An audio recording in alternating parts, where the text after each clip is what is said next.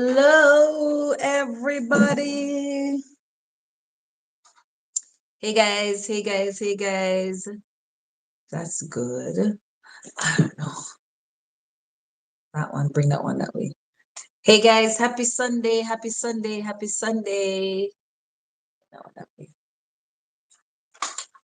All right. Thank you, thank you, thank you. Welcome, guys. Welcome to Uniquely Me. And guys, I have an exciting, when I say exciting, thank you. I have an exciting episode this evening to share with us. Um, as I'm putting on, get ready with me. Yeah, for 2 seconds. Oh my God. I'm so happy to have you guys on. Um, how was your weekend, guys? Can you imagine the weekend is literally finish. Guys, my shirt says blessed beyond measure. Let me see if I can stand. Yeah, blessed beyond measure. So, um, guys, this evening, all right, I got my guest on already. Can you hear me, girl? Can you hear me? I can hear you, yes. Awesome, awesome, awesome, awesome, awesome. All right. So, guys, I'm not even going to waste much no time around here.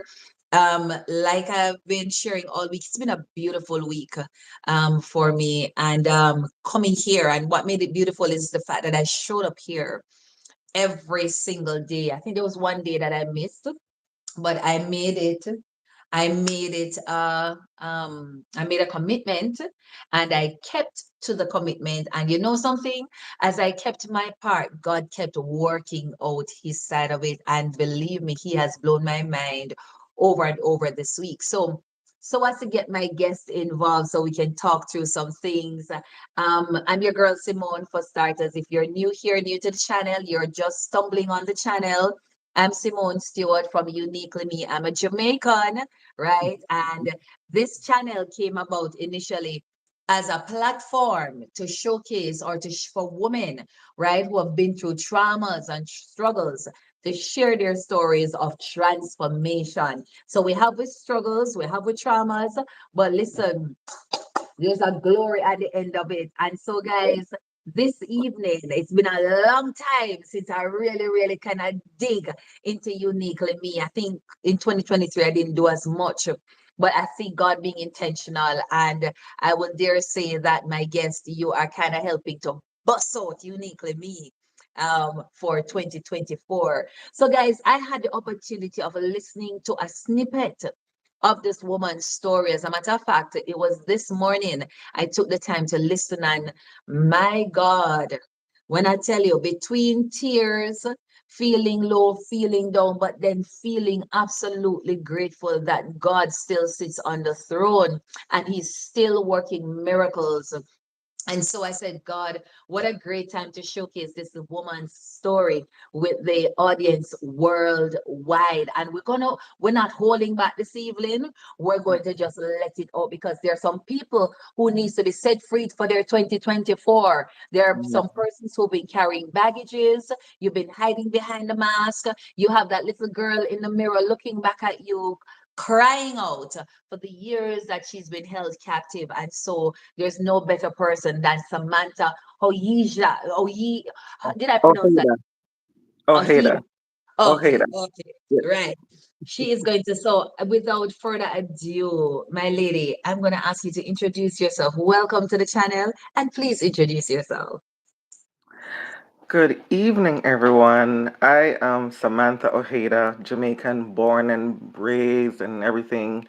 Came to the US when I was around 28 years old. So now I'm in my early 40s, TMI.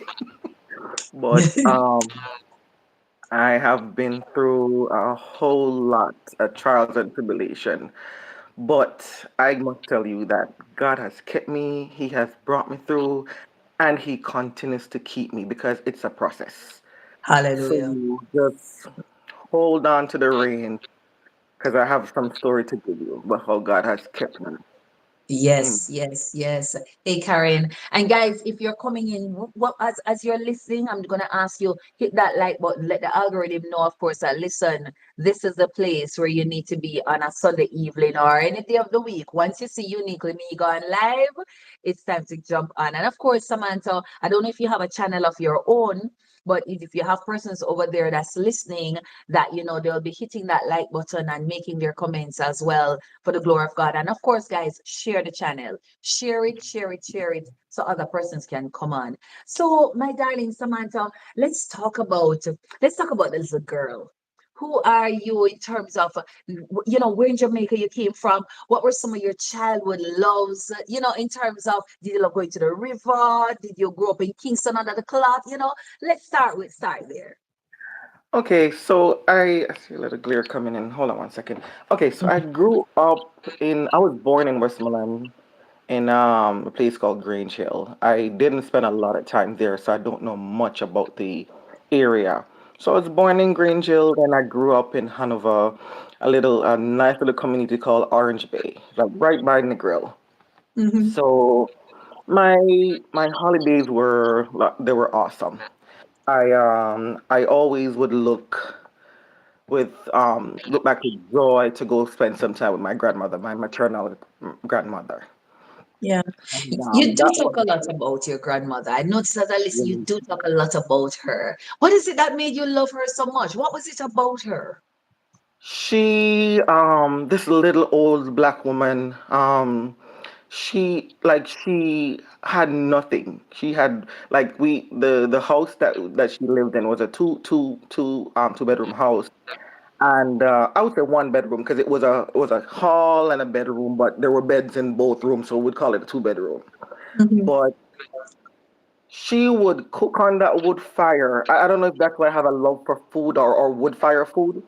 But when she cook on that wood fire with the little that she had, because Yeah. I won't say my mom, like when my mom leave us there, she would give her money to take care of us.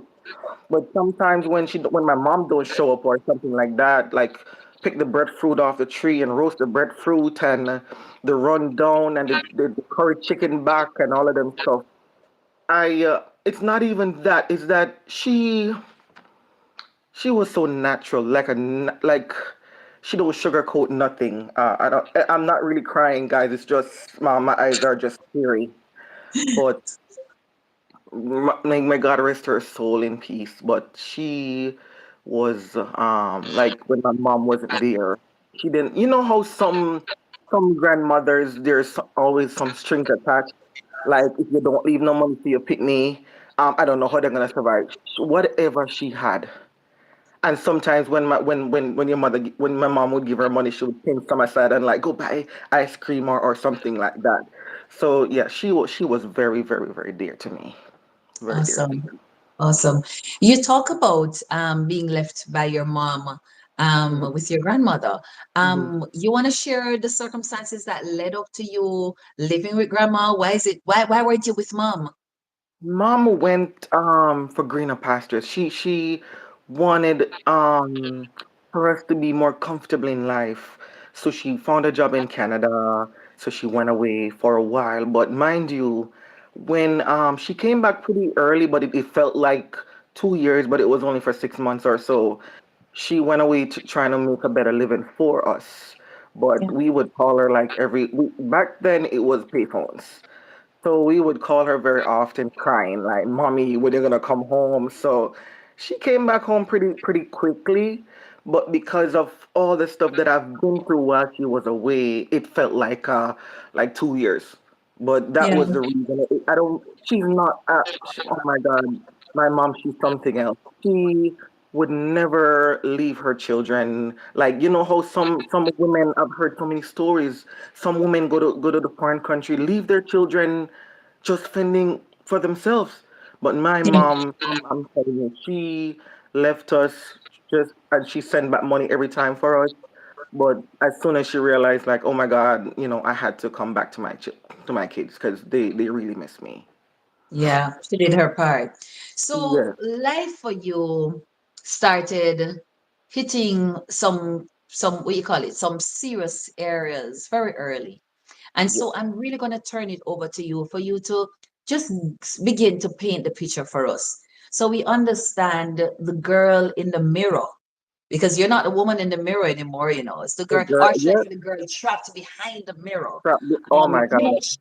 share Yes. with us how did things begin? Give a build it up for us so we understand where you're coming from. Okay, so I kind of grew up in the household where I wasn't a lot. I had to be a child. Some household where you have to, children have to be children. You're Yeah. not allowed to butt into to adult conversation and so forth. So growing up, I found myself a little bit timid. So if something was to go down, I wouldn't be the child to scream out. Like, say somebody try to grab me and try to hurt me, I wouldn't be the child to scream out because I didn't know how to. Because growing up hush hush, that's who I was. Hmm. So I remember the first traumatic incident that I encountered, and it's in my book. It's in detail. So I was by my paternal grandmother's house because at one point we had to live with her. I was there, and she had a rum bar in the front of the house. So most of the men that would come there, they were drunkards.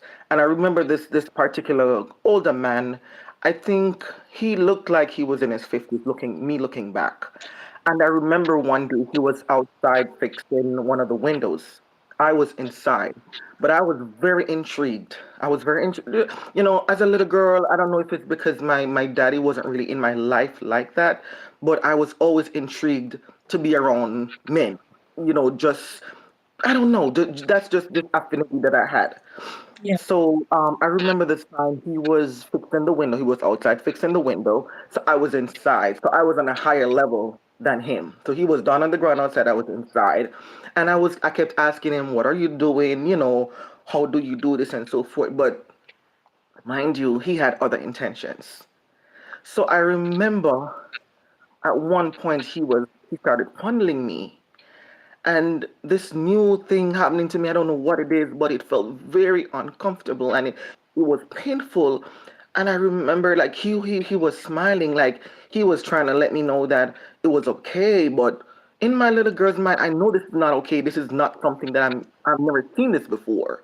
And I'm like, go But ahead. just before you get there, Samantha, because I'm trying. I usually like to try that. You know, we create the picture so persons can understand. And guys, welcome to the Uniquely Me channel. You're listening to Samantha Rita. Ojeda, Oh, Ojeda. hey, right. You're listening to her story. You're at the window. You're Yes. watching. He's fixing the window. Is it that he's on the inside of the house where No, you no, are? no.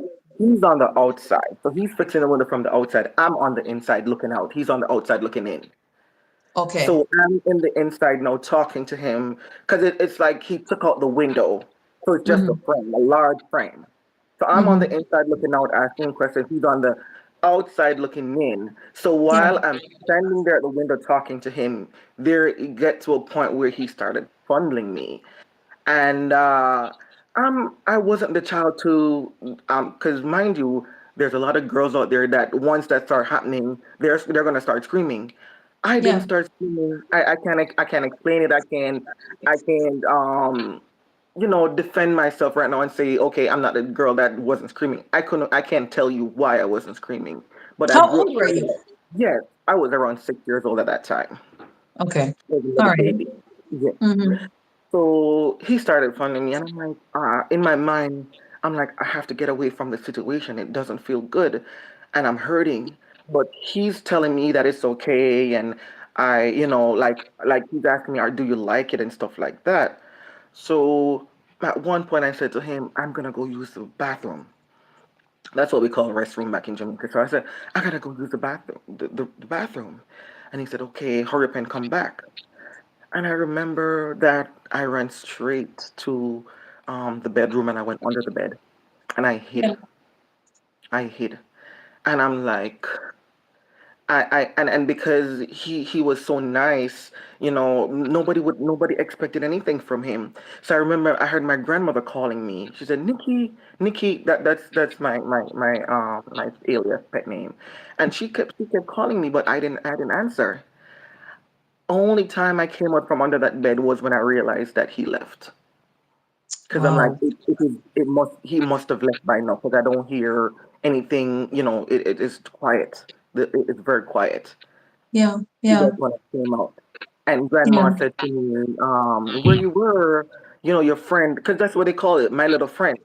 He said your friend was looking for you. Where did you go? I'm like, oh, I don't know, don't remember what I told her, but I told her another lie that, I was somewhere, or I was sleeping or something. yeah, yeah. Well, we soon get to asking, what, or try to see if we can understand what takes place in a little girl's mind that is enduring trauma, and why doesn't she cry out in the midst of trauma? But, so that's at age 6. Your age, you're moving on now. What has started to happen? Has this now, would you say this opened a door? And if it did, what door did it open? What happened next? Honestly, I don't remember if it opened a door, but the next time I experienced trauma again, I hid it. I just wanted to be normal. I just wanted to be normal because growing up, I used to perform very, very well in school. So when my dad was around, I would look forward to him, praising me and stuff like that. Because I remember sometimes I would be teaching them. I would like, this is A, B, and I would take the dictionary out and I would like spell this word, spell that word, and that. So I was more quick to have a feel of going back to normalcy. And Yeah, it's like I remember all traumas after that. I pretended, it just went to the back of my memory. Don't remember anything about it, and I just went back to normalcy as if nothing happened. yeah, yeah. So I think the next time you had trauma was it age 9 or was it before? 9 years old. Age 9. Walk us through the events that led to that trauma. All right, so that was the time my mom went to Canada because when I was 6 and so forth, she was still in Jamaica. So at 9 years old, that was when she went to Canada to work. I was staying with my grandmother. In that was like I wouldn't say a tenement yard per se. It was just two houses in that yard. So every summer or Christmas break, I would look forward to go play with my cousins because my close cousins. So that particular summer, they weren't there. I went to knock on the door. They weren't there. It was just my uncle, my cousin's dad. So I'm like, where are they? And he's like, oh, they're with their mom. So at that point, I realized that there was some breaking up going on between the two of them. So sometime later, probably during the same day or during the same week, he came to get my grandma. Like, oh, I'm gonna go get the kids. So got a taxi. We drove around 20-30 minutes to the neighboring community. Probably it was up a really slopey hill. So we went up there and I was so excited. I was just playing, playing, playing. And I remember at one point playing had to stop. They were like, grandma came and like, we gotta go. And I begged and I pleaded and I'm like, please, please, please, let me stay. Let me stay and play. And she was like, make sure you behave yourself, Make sure you behave yourself. I say, yes, man. Yes, yeah, I'm gonna behave, Just let me stay and play. Because that was the only time if I knew in the back of my head if I went back to her house because she didn't have any television or electricity. We use a we Mm-hmm. use a we use a kerosene lamp at night. So I didn't have a tab back in the day. We didn't have tablets or anything like that. Because mind you, I wouldn't even have the power to plug in the tablet. So Mm-hmm. no television. I used to read a lot though. Yeah. So yeah, that was my only form of enjoyment. So I'm here with my cousins. Like I don't really want to go back right now. So my youngest, she took my youngest sister and my cousin's dad, and they went back home. So I was there playing, playing, playing, and then all of a sudden I heard a car pull up, like later on in the evening, a car pulled up and they ran to their dad. And sooner, like little bit after the car drove off, and I was left back with my aunt. So I was left back with my aunt and her boyfriend. And I'm like, what in the world is this? Like, why would he leave me? And we didn't have any cell phones or anything like that. So it's not like I could tell my aunt to call him to come back for me. I was left back. Mm-hmm. So I was left back there the evening, and my aunt, she's there with her young, new lover. So they were all lovey-dovey in the house, and it was another one bedroom. So I was out in the living room listening to the radio, and they're in the room, and I'm like, oh my God, I just wanted to go home. I wanted to go to my grandmother. So I was Mm-hmm. sitting there, sitting there, sitting there, sitting there for a while. I'm like, oh my God, I can't take this anymore. Because I was getting uncomfortable because I heard them laughing and kissing up and stuff like that in the bedroom. And I'm Yeah. like, I didn't feel comfortable. So at one point, I kind of brazen up myself and I went there and knocked on the door. And I said, Auntie, can I go home? Mind you, it was like 1 o'clock. It was Yeah. 1 o'clock because I sat there bearing it. I'm like, I can't do this no more. This is too much for me. And I'm Mm-hmm. not gonna say, Auntie, can I go home? And then they were conversing between each other and like, I know this and that person is coming by at a certain time, but we can't send him with a little girl like that. We can't send her with him. So later, a little bit later, my cousin and her boyfriend rode up, and that's Mm-hmm. who they sent me with. Because that where they live, but there was not a lot of car taxis, just motorcycles. So that's who Mm-hmm. they sent me with. And mind you, she lived a little bit closer than my grandmother's house. So he dropped her off at her house and head towards his home. So before he got to my grandmother's house, he stopped at a cane field. Mm-hmm. And Yeah. then before he stopped, I felt him trembling on the motorcycle, and I'm like, I don't know, this doesn't feel right. Why is he trembling like that?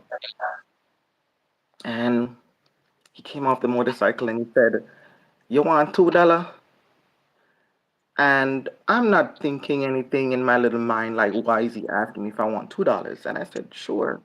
And when he came off the motorcycle, he went inside the cane field and said he was gonna go pee if I want to come inside. And I'm like, hell yes, I don't want to be out here. Mind you, it was dark, like cane field, like around, I would say around 4 miles worth of cane field, and it was dark outside. And when he asked me if I want to come inside, I said sure.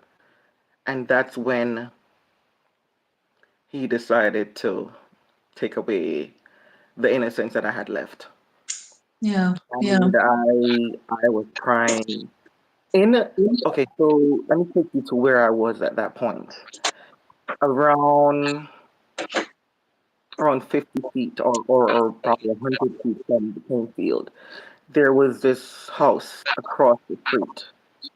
And where that house was, I knew some people that lived there. And while it was happening, I was thinking, like, okay, I don't want to scream out because number one, I don't want him to hurt me. I don't want him to kill me. And number two, I don't want anybody to know my shame. Mm. Wow. Wow.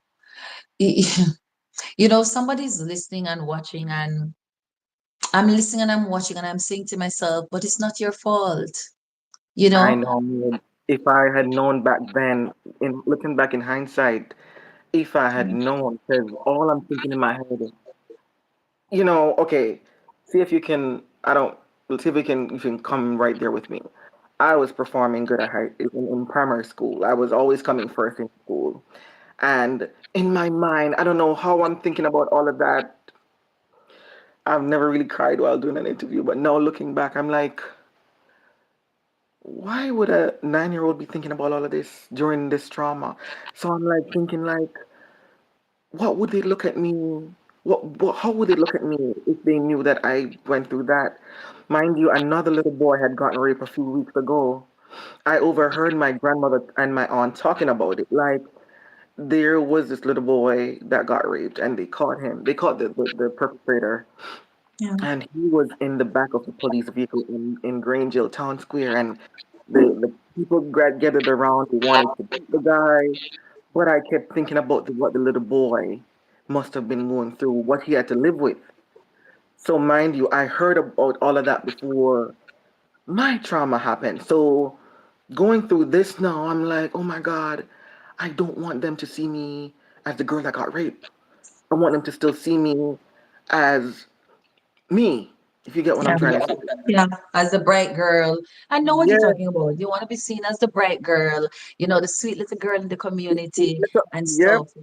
Yeah, you know, um, in your book and in one of your interviews, you did share that he left you in the bush. He left you yeah. there in the bush. Having been tasked with taking you home, he left you in the bush and you made your way to your grandmother. Do you want to share with us what happened when you went to your grandmother? You somehow you found that voice.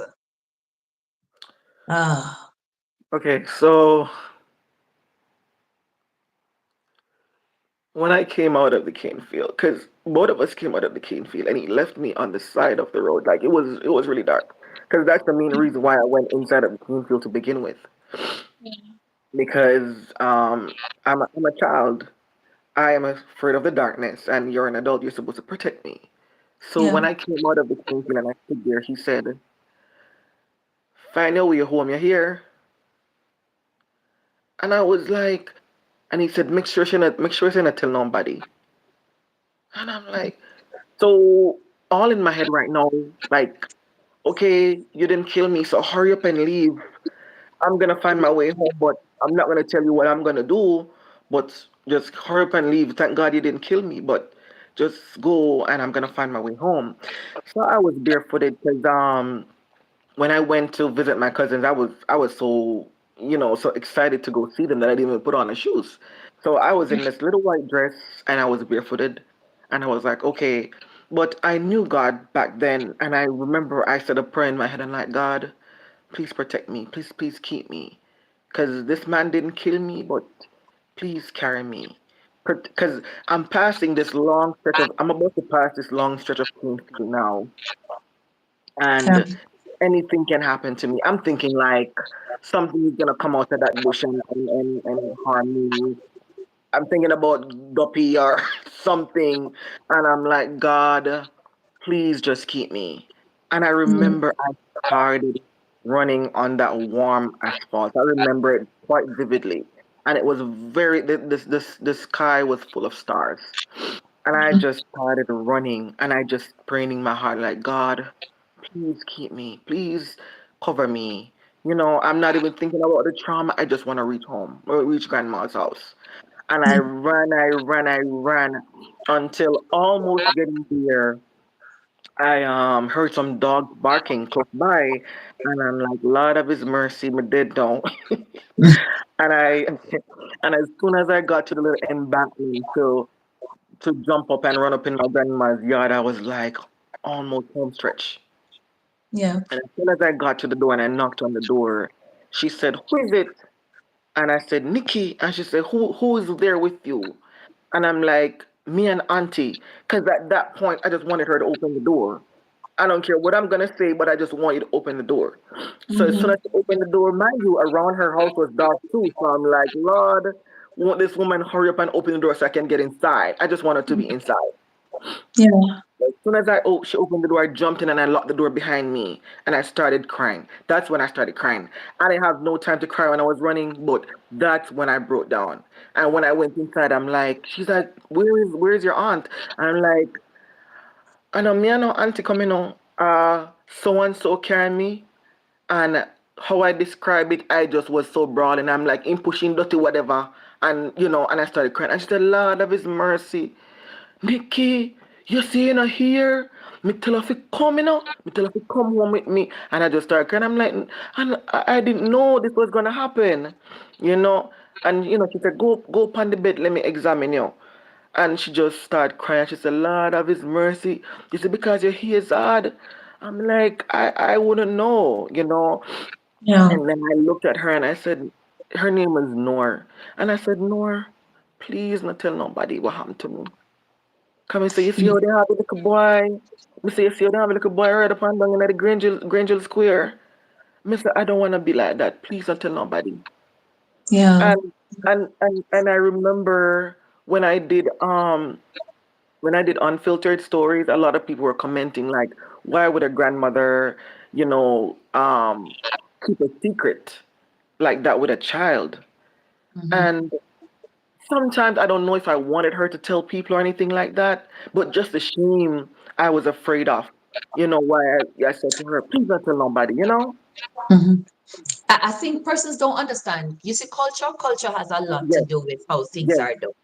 yes, And if we are to in the inner city or in the country areas yes, in times past in Jamaica, it's a cliquey kind of thing, and you kind of it's you're either at one extreme where everything is going to be out there, or you're at the other extreme where it's going to be very secretive. that is so true. And That is so what we true. tend to have noticed back then in Jamaica is that, and I don't know if it have other parts of the world, but we can speak to Jamaica, is that, for instance, if a teenager got pregnant, they would ship that child to another part, whether you Yes, ship them to the country or you yes, ship them to town or something, but hmm, they are kept in a place where it is secret. Right, yes, so it's yes, it's so for persons who probably don't understand culture, and then it's not, it's also too about reputation. It's not just your reputation, it's the family's reputation, yes, yes, right? And so what you find is that, so depending on what's happening, we cover stuff. But yes. now that we're older and wiser, Samantha, Mm-hmm. Mm-hmm. we've come to realize that it's a chain reaction, Yes. right? Because, and you're going to share with us, because 6 year old, Hmm. right, being violated, Yes. and again locking it up, preserving yourself. Mm-hmm. Here comes you at 9 year old, definitely vulnerable, definitely, and you were placed, to be honest, you were placed in a position to, Yes. because I think your, is it your aunt or your cousin, their responsibility was to protect you. Huh? Yes. Their Yes. responsibility was to protect you. Instead, they chose, because they wanted to have their fun time, they Yes. chose to have asked a stranger, which again is a double-edged sword, because they expected that particular individual, that adult, to Yes. To protect protect you, me. Yes. right? And that is one of the things I think too, in times past, because we're hearing a lot of stories. A lot of our adults are sharing their traumas when they were children, of Yes. how they were molested and abused by family members, Yes. close family members, community members, and that kind of thing. Because nobody's thinking that an adult grown man No, but is going to mess with a 9, a 8, or as even yes. a Take 6 year your old. role. You're Yes. not going to think twice, Yes. right? But then, as I said, it's a chain reaction, and it starts opening doors.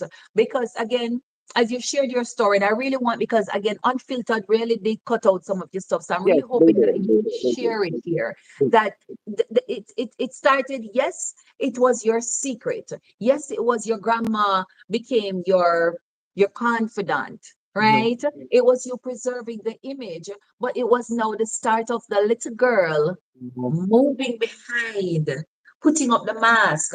You see, a lot Yes. of us wear the makeup and stuff, and Mhm. a lot of persons don't know that what we're doing, we're masking. Yes. Yes. But and a Yes. lot of persons think that we begin to mask as adults, but what they don't know is Uh-uh. that we start Long masking time ago. as children. Mhm. So I want you to continue, girl. It's 9 year old. You're a 9 year old. You've endured this horrible trauma, and you have been able to lock grandma, for want of a better word, into Yes. a contract to say, Yes. grandma, you're gonna protect me. You're gonna Yes. protect. You're gonna. It's, you know what it is. It is that innocence that you lost Yes. physically, that Yes. you're now Hold emotionally on. and psychologically asking grandma to preserve. Yes. Yes. Right? Yes. So let's talk about how life began, because it literally was a chain reaction and started opening doors. Yes.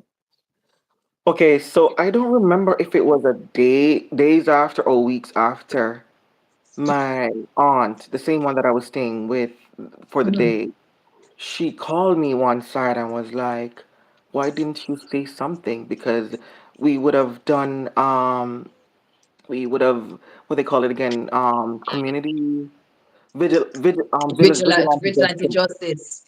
Yes.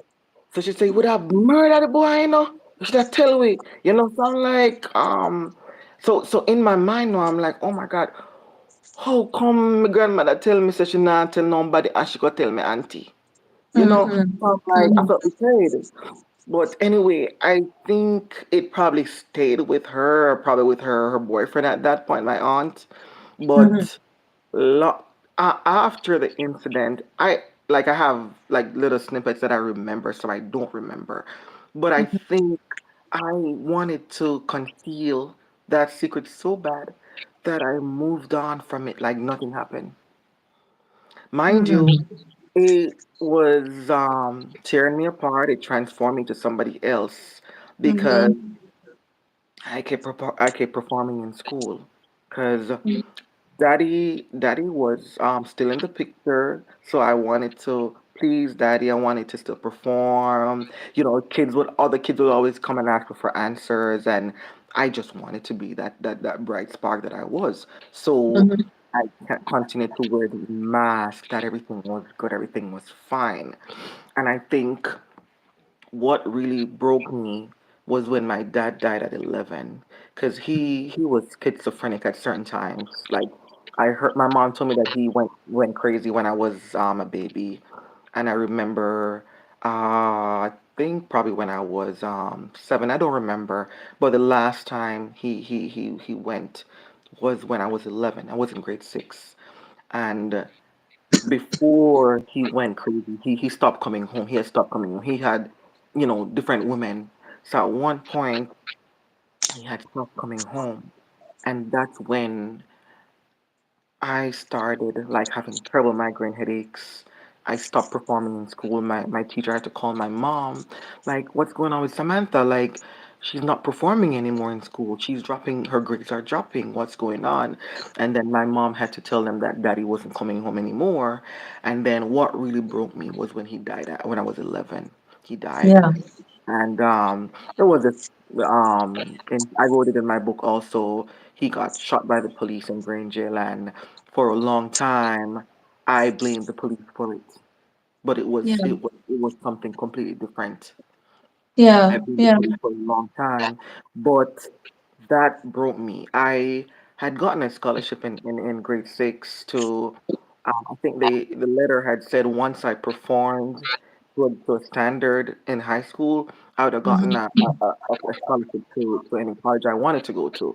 But being in high school was one of the worst things for me. I wouldn't say rebellious. I wasn't rebellious, but I just wanted attention. I wanted to be loved. So I started in 7-1 and received, I started 7-1, I ended up in grade 8-2, and then I ended up in 9-3. And all I wanted to was, I wanted to graduate. So I was trying very hard to focus, but the focus was not there. Yeah. Focus Yeah. was not there. Yeah. You did share that a lot of the abuse, it began, the abuse started escalating. Yes. And if you can correct me if I'm wrong, but that rape was not the first. Was sorry, was not the first nor the last. Is that the case? So, 9 years old was the first, because I got funded at 6. 9 years old was the first rape, but like when I was probably 12 or 13, that's when little incidents started happening. Cause at one point we were living with a friend. Cause when my dad was insane, he at one point he had taken all our clothes, all the furniture in the house, and he made a huge bonfire in the backyard and burned them. My God. So when he passed away, we had nothing. I remember a lot of people give us had to give us clothes, had to give us shoes and everything like that. Cause Yeah. okay, when Daddy was alive and was nice, I remember Daddy had a car. Where we lived in Orange Bay at one point, we were one of the first people to have a television. So I remember a lot of neighbors used to come and watch Santa Barbara and stuff like that. Yes. So after he passed away now, and we had nothing, it's like we had to start from square one. Mm-hmm. So we live in one of my mom's family friend's house. It was like a shame to me because I'm like, oh my God, like I remember when people used to come to our house to watch Santa Barbara and stuff like that. So it Mm-hmm. was starting all over again. So at one point, I one of my neighbor, he had one day he had called me to come watch the little boy, watch his little boy, because he said I'm gonna go, take a shower, whatever. I think the wife was probably at work, and Mm-hmm. he called me to come watch the little boy. And as soon as I went to do, he grabbed me and Yeah. he raped me, and I kept it quiet because I had this thing that I had to protect, so I You know, held up to the facade. yeah. Samantha, I wonder along the journey, as things were happening, mom came back. Did you ever tell mom then? Mom didn't know until okay.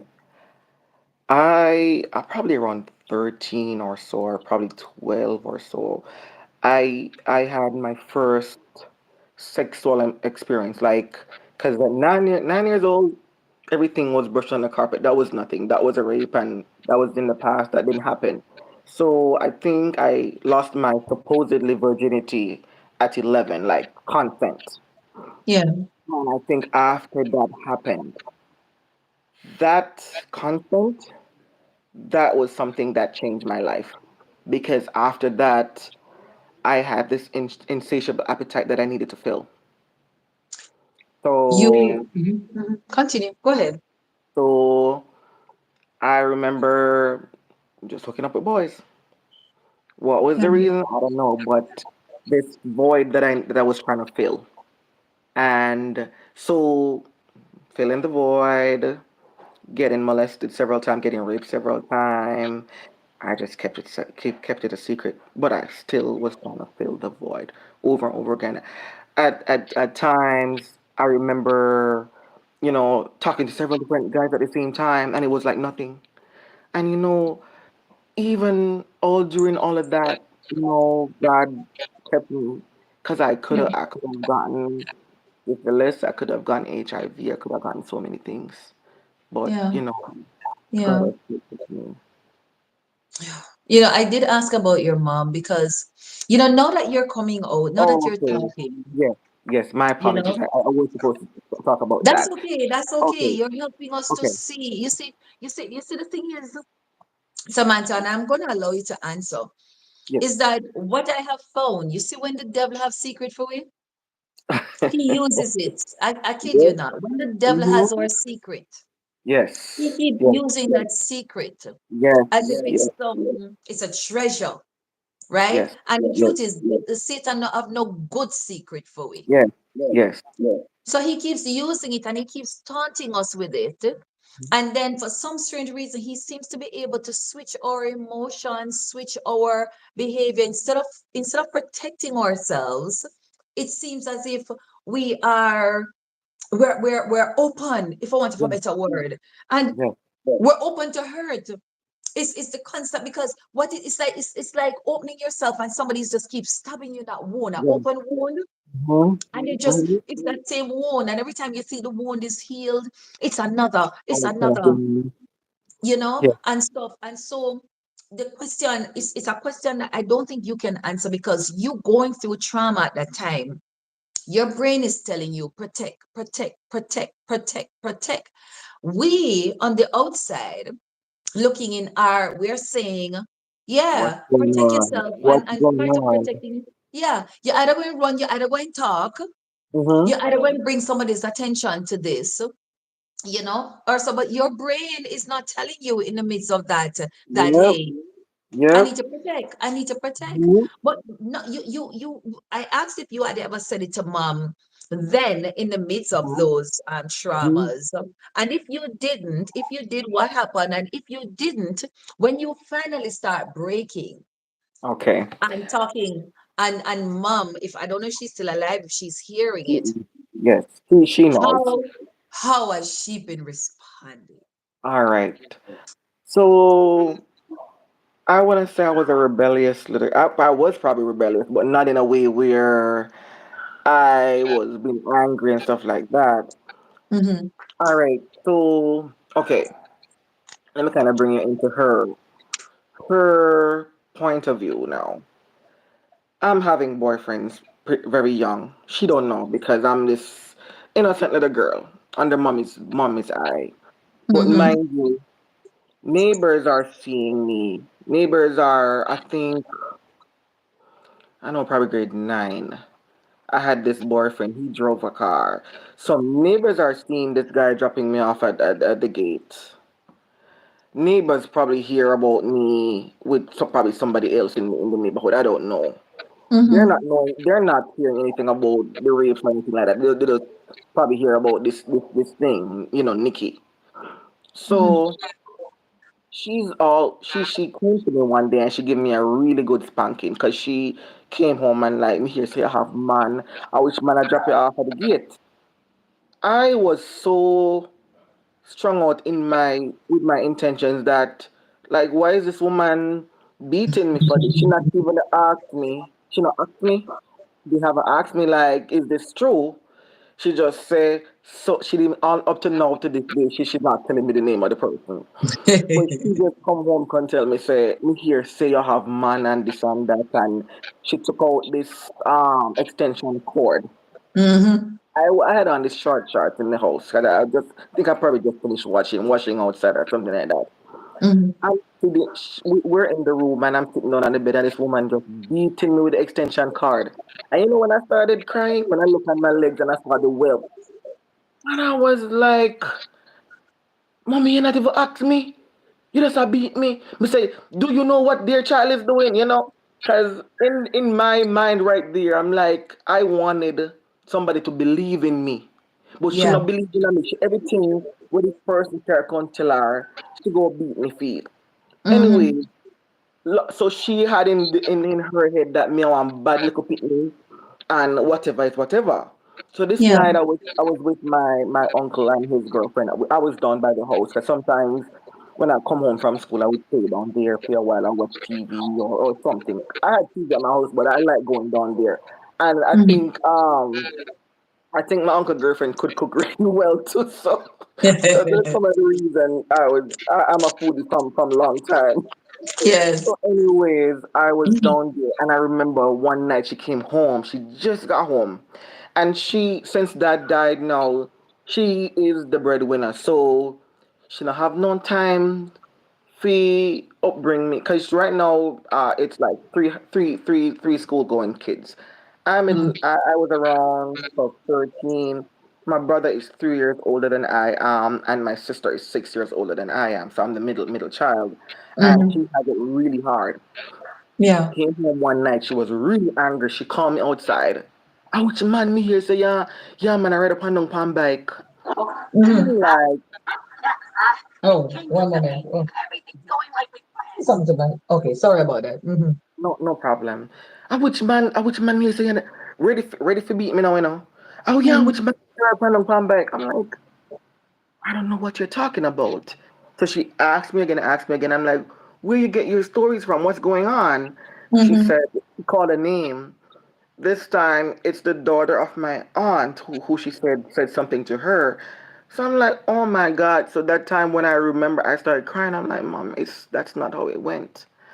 I Mm-hmm. said when I was so and so years old, like I think I was probably 14 at that time. So I'm like, when I was 9, this guy took me and he raped me and I was telling her everything and I've never really heard my mom crying like that. She broke Wow. down and she bawled and she said, Nikki, I love you so much. I didn't know this happened to you and I'll never let something like this happen to you again. Wow. It really hurt her. It really Mm-hmm. broke her. She's like, why did she tell me? Mind you, my dad is dead by now, so he didn't even know about it. Mm-hmm. Mm-hmm. Mm-hmm. Wow. Yeah, as I said it, I felt chills going down my body, just your mom's reaction. You, you're a teenager. Yes. And like I said, the chain reaction, because it's a chain that continues. So you're finding this love, that Mhm. you are on and off with Yeah. your child. I guess it's your first child's father. Mhm. Mhm. That took abuse to another level. Do you Yes. want to share that with us? So what do we mean? What is meant when we say abuse takes another level for you? So my mom was abusive because I'm not gonna blame her and call her a bad parent, but mind you, and I won't say because of that she had any reason to be abusive, but Jamaican parents like we go get another beating. So I remember I was a really rebellious little girl. Like mommy they beat me and the small look and I like what is this woman doing to me? Mhm. So she had a lot of stress factors going on. She worked by the craft market, mind you. Sometimes she go to work, she don't make nothing, and Mhm. she have these three kids to send to school, and she's Mhm. not the type of parent to come home and say, you know, you're not gonna go to school tomorrow, you know, coming out of money. No, my Mhm. mom would stay hungry just so that we could go to school tomorrow. And Mhm.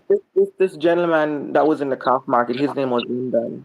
Lyndon, like he changed money. So he walked around and Mhm. changed foreign funds in the craft market. Mhm. So I remember several times my mom used to would call him and say, boy, Lyndon, not going today, no. You can't lend Mhm. more money to me send the people and go to school. Because I even Mhm. remember when it was time to do common entrance, the last day to pay for common entrance, he was Mhm. the one who loaned my mom the money so that she could pay for common entrance. And he was Mhm. very lenient to her. He was like, no, no problem, man, anytime.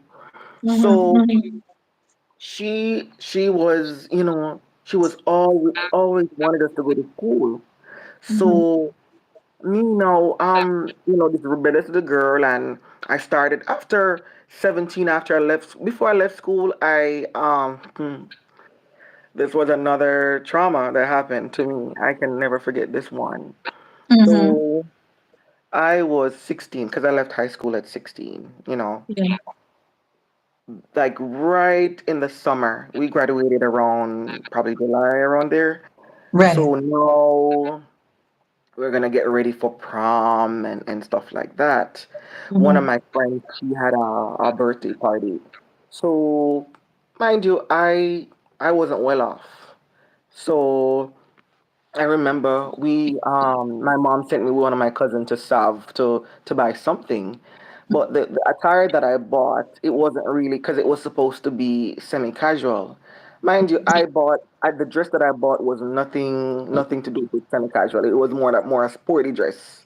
It Yes. was Yes. like a two-tone color block dress, like a light blue and a dark blue dress, and it Mhm. was long to my knee. It was kind of like what should I say, like a spandex Mhm. dress, and like I don't like a half sneaker, open back shoes.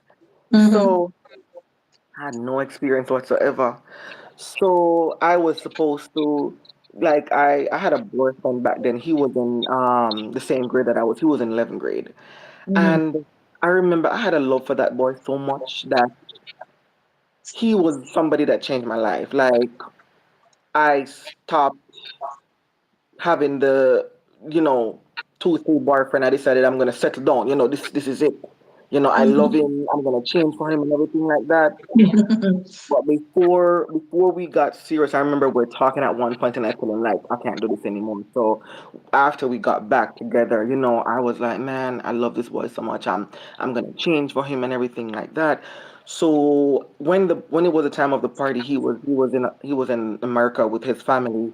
So I was the party was keeping close to his neighborhood. So I was supposed to spend the rest of the night by his house with his sister, since I can't drive all the way back home after this party ends. So Mhm. I remember I went to the party and I had on this dress now and everybody in there next to the black dress and you have on this casual dress and in my mind I'm like, Lord have his mercy, what have I done? So I'm sitting in this little corner now to myself and everybody having their fun. Mind you, I could have had fun, but I was ashamed of myself. I was like, oh my God, I Right. Right. don't know nothing about this semi-casual. I was sitting in this corner And one of the guys at the party, even though he was a teenager, his family, had vehicles, so he learned how to drive from a young age. So I Mhm. remember I saw him and I said, I knew he drove. So I called him one side and like, man, I'm not feeling this party at all. Can you take me home? He was Mhm. like, yeah man, I can take you home. And he long after I don't see him coming. So I went back to him and he said, yeah man, me soon come man. Mhm. So after a while, when he finally came and said, "You ready?" I said, "Yeah, man, I'm ready." And so he went into the car. One of his friends went into the passenger seat, and I was in the back. The friend that was with him, he was a little bit younger. He looked like probably early teens.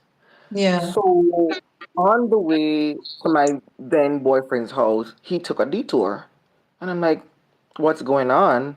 He's like, "Man, stop at me yard real quick for something, man." I'm so okay. Fine. I'm not thinking anything. So he stopped at his house. And when he stopped at his house, he said, you know, Megan, I'm going to something. Come here a little bit. Telling you Mhm. when you're innocent. So when I went into the house, you then enter. There's a kitchen when you enter the front door, and then the bedrooms are on the back. So I realized he went into a bedroom, and I'm standing up there. He said, "Come, na Samantha." So I went in there and I sat down and we were there talking because we're good friends. He was even friends with my boyfriend. So I'm like, this is just innocent conversation or whatever. I'm not thinking like it's how much o'clock at night. So this guy's not gonna try anything because we're friends. We always Yeah. talk at school and we always reason and stuff like that. So Yeah. I went into the bedroom and this guy tried to have sex with me. And I'm like, come on, man. You and my boyfriend is good friends. What's going on? He's like, it's not a nothing, man. You don't have to tell him. This is just between me and you. I'm like, between me and you. I'm like, hell no. We ain't about to do this. And I remember at one point I tried to scream because I had a purpose at that point. I was so and so's girlfriend, and I wasn't about to hurt him. So I guess, looking back in hindsight, when it came to myself, probably it was easier to cover it up. But Yeah. now that I had because this guy is not gonna go back and tell nobody that he did this to someone so's girlfriend. Mhm. This is my Mhm. boyfriend, and so I remember at one point when I was screaming, he held me around my throat, Mhm. and the more I screamed, the harder he squeezed. Mm. And at one point, I thought I was gonna die, and I'm like, I'm not gonna die right here.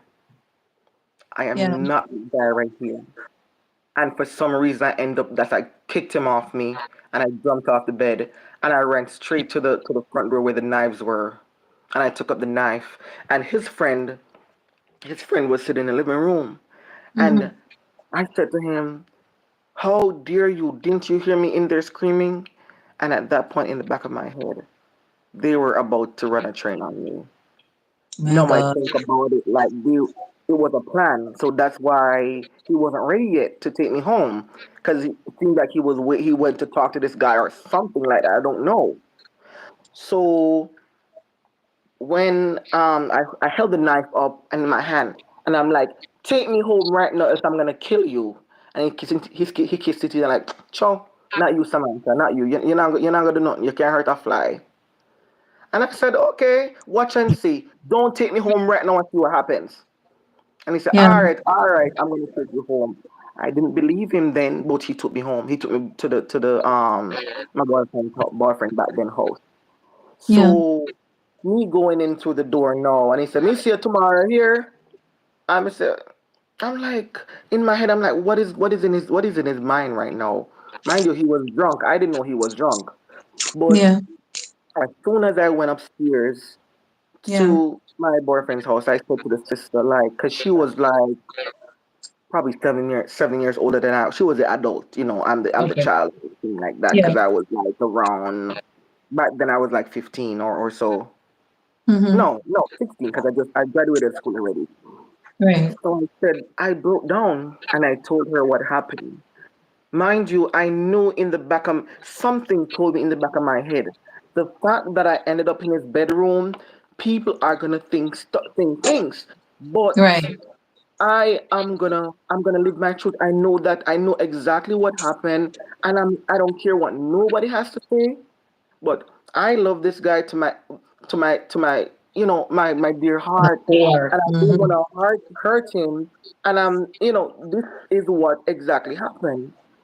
yeah. So I told her, and she said, "Boy, Samantha, me not understand where they end up. Where were you in his room?" And I'm like, I didn't expect anything to happen. We are friends. He was in a different class. I was in 11.3, and I think he was like in 11.4, 11.6, or something like that. So I didn't expect anything from him. Mm-hmm. She said, Mm-hmm. "Boy, if so and so here, he go probably wonder why they do not room, Samantha." I said, Mm-hmm. "Boy, business, but I saw it happen, and I saw be the case." Mm-hmm. So, Simone, it happened, and the next morning he called. He called the house phone because he and the guy's friend, so he knew his house line. Mind you, we didn't Mm-hmm. have cell phones back then. He called the phone, and I was on the phone talking. He said, wagwan and whatever. I'm like, dude, you forgot what happened last night? He's like, come on, man, and nothing. I'm like, well, I already told my mom, and I'm gonna report this to the police. So I don't know how you're gonna do about this. So his mom called my mom, and she begged him not to say anything and stuff like that. So we resolved it between us. But going back to school was one of the hardest things because not going back to school, I think we had. I knew I had a reason to go back to school because I think we had something going on at school, like I don't know if it was summer class, I don't remember what it was, but we had to go back to school for something. And I remember when I went there, some people knew about it. And the version that they heard Was that was you? Are you because wrong? because the guy is somewhat popular. He I tried to hit on him, and because he didn't want me, I'm trying to harm to ruin his Ruin his ruin his reputation. reputation. Mm-hmm. That's the Mm-hmm. side I've been hearing. So I was supposed to go to prom. I was supposed to do so many things, and they said I'm not going to go to prom because Mm-hmm. everybody heard his part of the story and they believed him. And Mm-hmm. the worst part about it, when my then boyfriend came back from US, I remember my mom wasn't feeling well, so I was going to the craft market for her all that time. And I knew the day that he was coming back, and I didn't get a phone call from him. And I was Mm-hmm. like, why didn't he call me? Like, what's going on?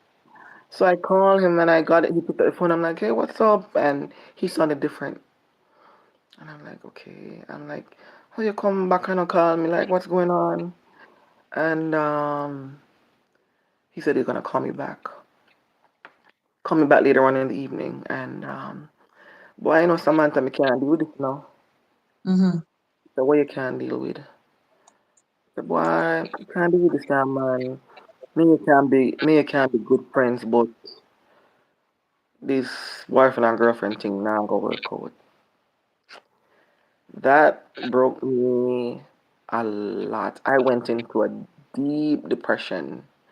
I Yeah. locked up in the house, crying a lot. And I remember my mom called me one day and said, "You can't live like this. You gotta get up from this." I'm like, "Mom, I really loved him. I changed for him and everything like that."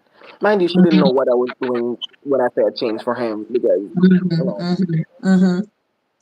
and that broke me. And at that point, depressed, couldn't come out of the house and nothing like that. I didn't want to live. And it was one of my cousins that lived next door. He was the one who I got enrolled into a training for front office, and that's when Right. I started, doing training and everything like that. Then I started working in the front office field. But Mm-hmm. Mm-hmm. It's I'm listening to you, Samantha, and It seems as if you've moved from it's trauma to trauma, Yes. but it's moving from abuse and the abuse, like there, it's a branch that gives off these limbs. It's Mhm. no rejection, Mhm. it's depression, Mhm. it is deception, Mhm. it's loneliness, feeling cast out, etc. But again, I want to take it back. I still want to swing it back because I guess this is where now you found yourself with this young man who I guess is your first child's father, who, as I said, as we started out before, took abuse to another level because abuse got Okay. physical now, Mhm. Mhm. right? And the abuse, this physical abuse was also a lot of accusing you of Yes. stuff you weren't doing. But there was one particular part of it that you shared about, fighting you on the road. And Mhm. might I say, for those who Jamaicans, those who are from Jamaica, and as again, I can only speak about Jamaica because that's really where the only place I've lived per se. Um, it seemed common to see a man and a woman fighting on the road, and nobody does anything. Nobody intervenes. Yeah. Once they know that it's a couple, nobody Yep. seems to say or do anything. I can't forget one day I was standing in parade, Sam Sharp Square. Most people know it as Sam Sharp Square. I'm in Montego Bay. We used to call it parade because we used to take taxi there to go to Flankers. Right. And I remember a couple was standing there. They're standing in front of me, opposite to me. And I remember, when you're waiting on taxi, them time that we, bus and stuff, so you have a whole heap of people waiting on the taxi. Mhm. And I remember, I don't know what she said to the man. One box. The man give the woman right in the middle of parade. And that was just one of what we've seen. We've seen so many abuse right in this middle of Sam Sharp Square, and nobody does anything. But Yep. for you, I don't know what it did for you, which I'd wanted to share. And then there was the incident now where he attempted to hit you and it hit the child, and that was it for you. Do you want to share with us, I mean, the whole matter of that side of abuse? Okay, so I think the how I got derailed from I know you asked the question before and how I got derailed because I was saying about abuse at home because mommy's the type of person where like okay I want woman have to be under this roof here. I was around 19, 17 at that point. 17 I started working, but regardless of how old you be, you're on a mommy roof, mommy run things. My mother So will tell me the same thing. yeah, so, so after me stop going to school, I'm a working woman. No, mind you, I'm 17, but I'm a working woman. So me Mhm. still I get lick. I'm like, no, Mhm. no, no, stop. This can't go on. So I remember I was working in the grill, and he's older than I was, and he's very good, attractive. So I Yeah. remember I'm going to work one day. I'm going up the stairs, and for some reason I came back down and no, no, no, I went up the stairs and he came into the I was working at a flower shop at that time. Man, I did so many different jobs. I was working at a flower shop as a receptionist, and he came in and he asked some questions because he saw me and he just wanted to ask questions. So he Mhm. asked the questions and that's it, and then for some reason I was coming down one another day, and this young man see me again, and he just came from overseas too. He did as Jamaica say farm work, so he was using the tongue and me everything, So I'm like, oh my god, like Mhm. so we hit it off, and he didn't have a phone back home, so he would call me on his neighbor phone, and we would talk back and then, and everything like that. Very nice young man. So I how the incident happened, how we started living together. It's just too funny, too crazy. My mom sent me one Saturday to go buy groceries. So we take a taxi, go to the town to buy groceries, and I told that I was coming to his town, so we met up, and that was history. Like I didn't go home that evening. I didn't go home that evening. Mommy worried, crazy what happened to her daughter. And when I went home the next morning, she like her eye, she was crying out her eyes. It's not anything funny, but I'm just telling you like how we hooked up. Mhm. And then I just keep on visiting him, take a little clothes here and there until eventually I'm living in the house now. I'm living there. Cause every Mhm. time that was my little solace, you know, mommy abusive, mommy want beat me, mommy think me the act too grown or whatever. So she put one lick here and there, and I'm not in school anymore. Why are you beating me? So I Yeah. find this man no one he might take care of me. That's it. So one night I'm there because he's a chef, and what I realize I'm a cook too, but I don't drink. But what I get to understand, a lot of chefs they drink. I don't know what is this thing with chef, but what his excuse was, because him a going hot and cold every minute, hot and cold. Him have to drink. Make A him good catch cold, excuse. catch cold. So the first incident that happened, he came on one night, and I just saw a different side of him. He's like, "You're a man, you're a man with me, man." I'm like, "What are you talking about?" Mhm. And he he hit me because I was retaliating because I'm like, this man has come to lie upon me. I Mhm. retaliated. And I remember that I ran. I ran out of the house to the back door because it was the back door we would enter from. I ran and I was running to the road because it was a not a busy road. It was just in a community. And and when he saw me running on the road, that was probably something that triggered him because he don't want anybody to know this because he does there's a respectable little guy in the community, So he don't want nobody to know that probably that side of him. And I Mhm. remember he grabbed me and bring me back into the house, and this man start hit me, and I'm like, I got so scared because I never expected this. Mhm. So I called my mom, and I started crying, and I said, me can't stay here no more because this is going on. And she talked to me on the phone and like, why are you trying to do this to my daughter and so and so. So at the same time, she got a taxi in the late. I think it was around 12 o'clock or so in the night, and she got a taxi and she came for me. Mhm. So during that time, it was just the ongoing cycle. Me being back with mommy, certain things not going on how she wanted. She beat me, or me and her have a heated conversation, and think she me take me to me a woman. So and to a woman nanga rule and I see roof. So I packed up and I went back to him. So it was just on and off and on and off. And but the thing about it, you always hear about man beating woman, but I Mhm. always retaliated. I Mhm. always fought. But him being the stronger sex and everything, most of the time he overpowered me. But it kept going on and on until a lot of times, like this particular guy, he would be the taxi that I call every time I'm going up to my mom. I pack up my stuff, I go up to my mom, I call him again, and I pack up and I'm going back down to the boyfriend. And it was going on and on and on until the incident that you talk about in the book. Mhm. One night, because I'm up by my mom now, up by my mom, and one night, because he said I should meet him down by his father. So Mhm. I went to his father, we were outside talking. But there was something about my sense of smell.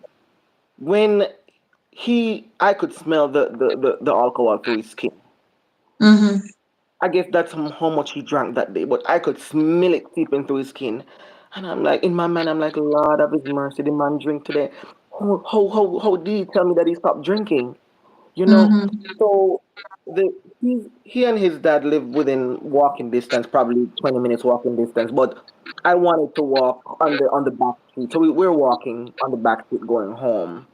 Mhm. I was in front of him because I was mad at him for drinking. He told me he stopped drinking and I was mad, so I was walking in front of him. On the way walking, this taxi pull up at my feet. You ready? So I say, ready to go where? I said, man, go on about your business here, man. So he drove off now. Him walking behind me, come up to me. I am man that. I'm like, what are you talking about? Bet say, bet say if I didn't me talk to you that time, if you gonna move me, worry clot and go a long time. You know, um, so I'm like, what are you talking about? And then he say, hey girl, and this dude, I remember I had on a dress that I really loved at one point. One of my cousins that used to live in Austria, she had brought this dress for me, and I was one of my favorite dress. And this man tear off the dress off of me on the road. And I remember the tussling was going on the road, and this man, I saw the light come on, and this man come on his on his veranda, and the man look, and the man go back inside. And I'm like, Mm. oh my God. So we fought and fought until I left him. I left him on the road, and I ran to the house. I ran to the house, and I go home. And when I go home, I was crying in the bathroom. I was crying. I was crying. I'm like, I can't take this.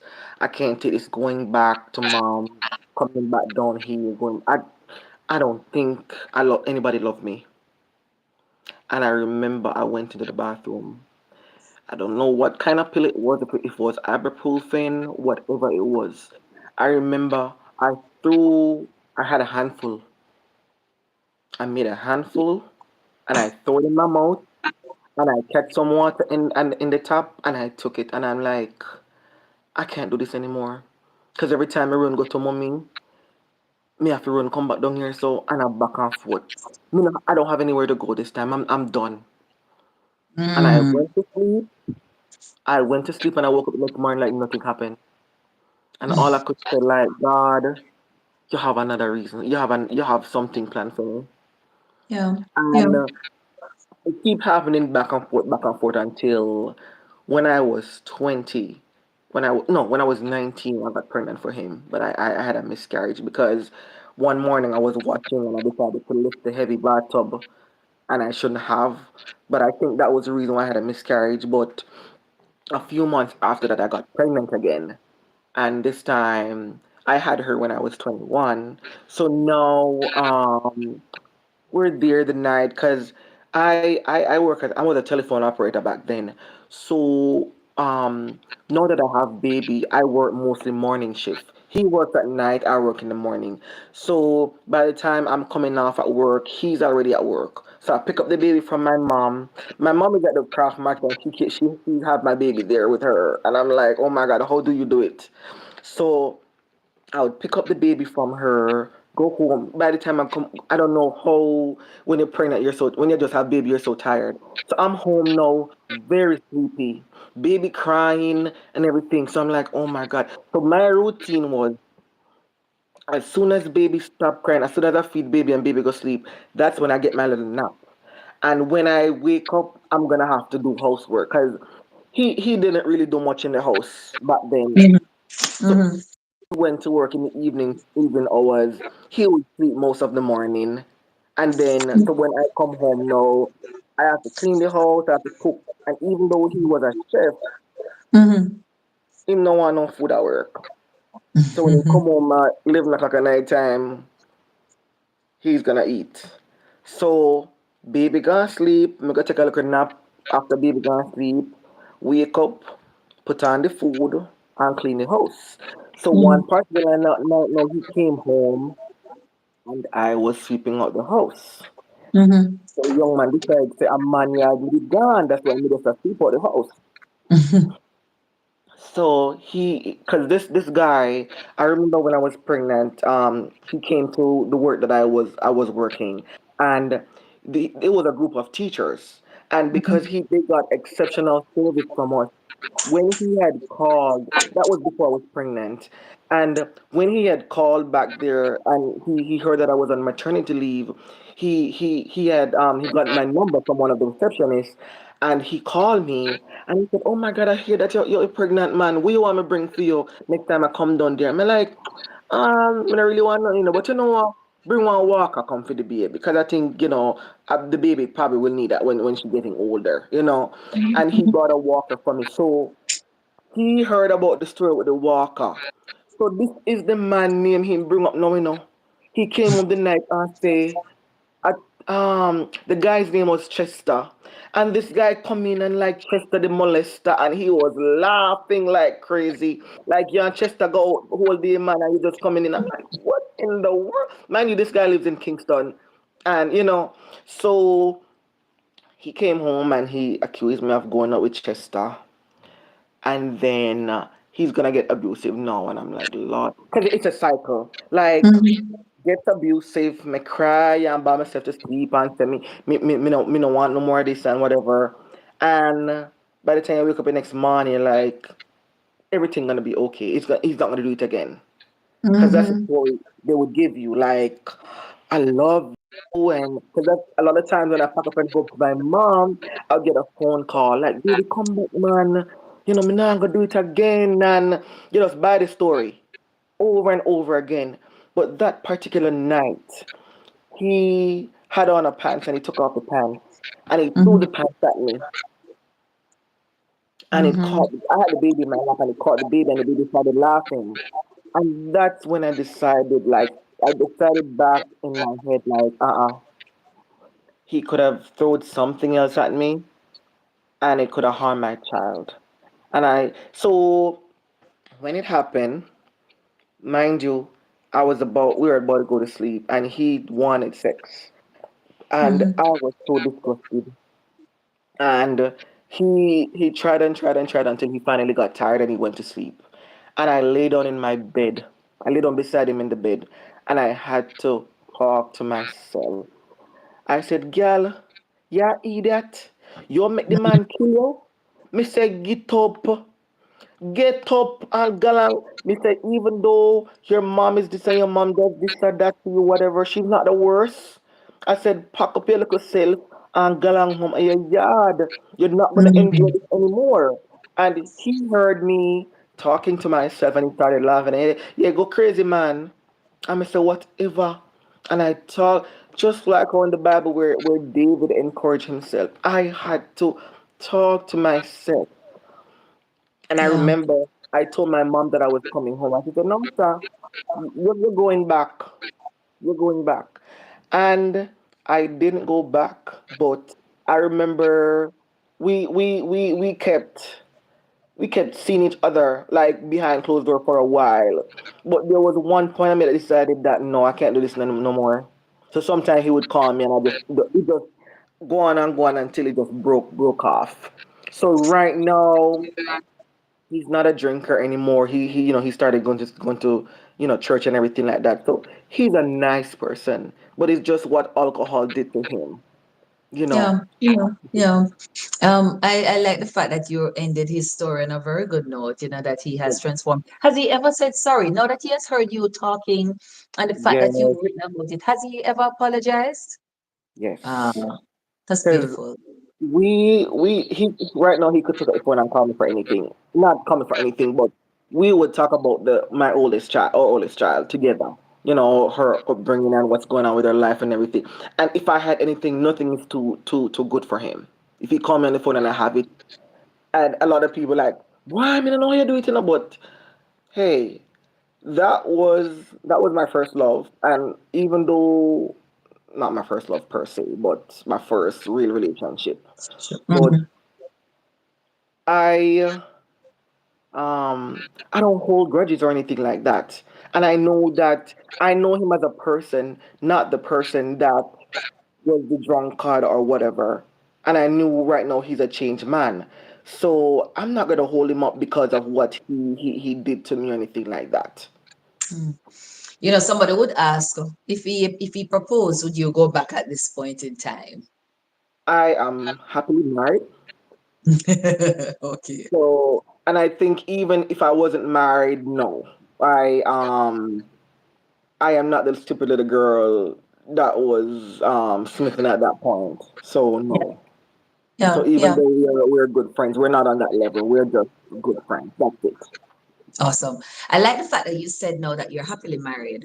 Yes. But I notice that you did talk about being married and your husband, again, the abusive behaviors, the going out. Is that the same husband that you No. shared about? No.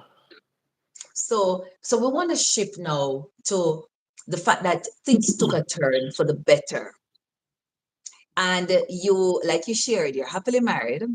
Mhm. And this is, of course, after a failed marriage, where Yep. that one literally almost sent you again, sent you into depression, Motherhood. Yes. right? Hmm. Right. And the Lord, because that one lacked respect, for want of a Yes. better Yes. word. Yes. And I mean, I want to ask you something before we even talk about the fact that things took a change. What is it that makes these people we fall in love with, Samantha? These people who start out a journey with us, professing loving us, and that they'll take care of us, that they switch along the way to become abusive, to become disrespectful. Because some will tell you, say, me not lick you. And the fact that me not lick you, I take care of you in terms of I'm ensuring that there's a roof above you, there's food on the table. That is it. But what is it that makes them switch? What is it about us that Fear. changes? Fear. Fear. Wow.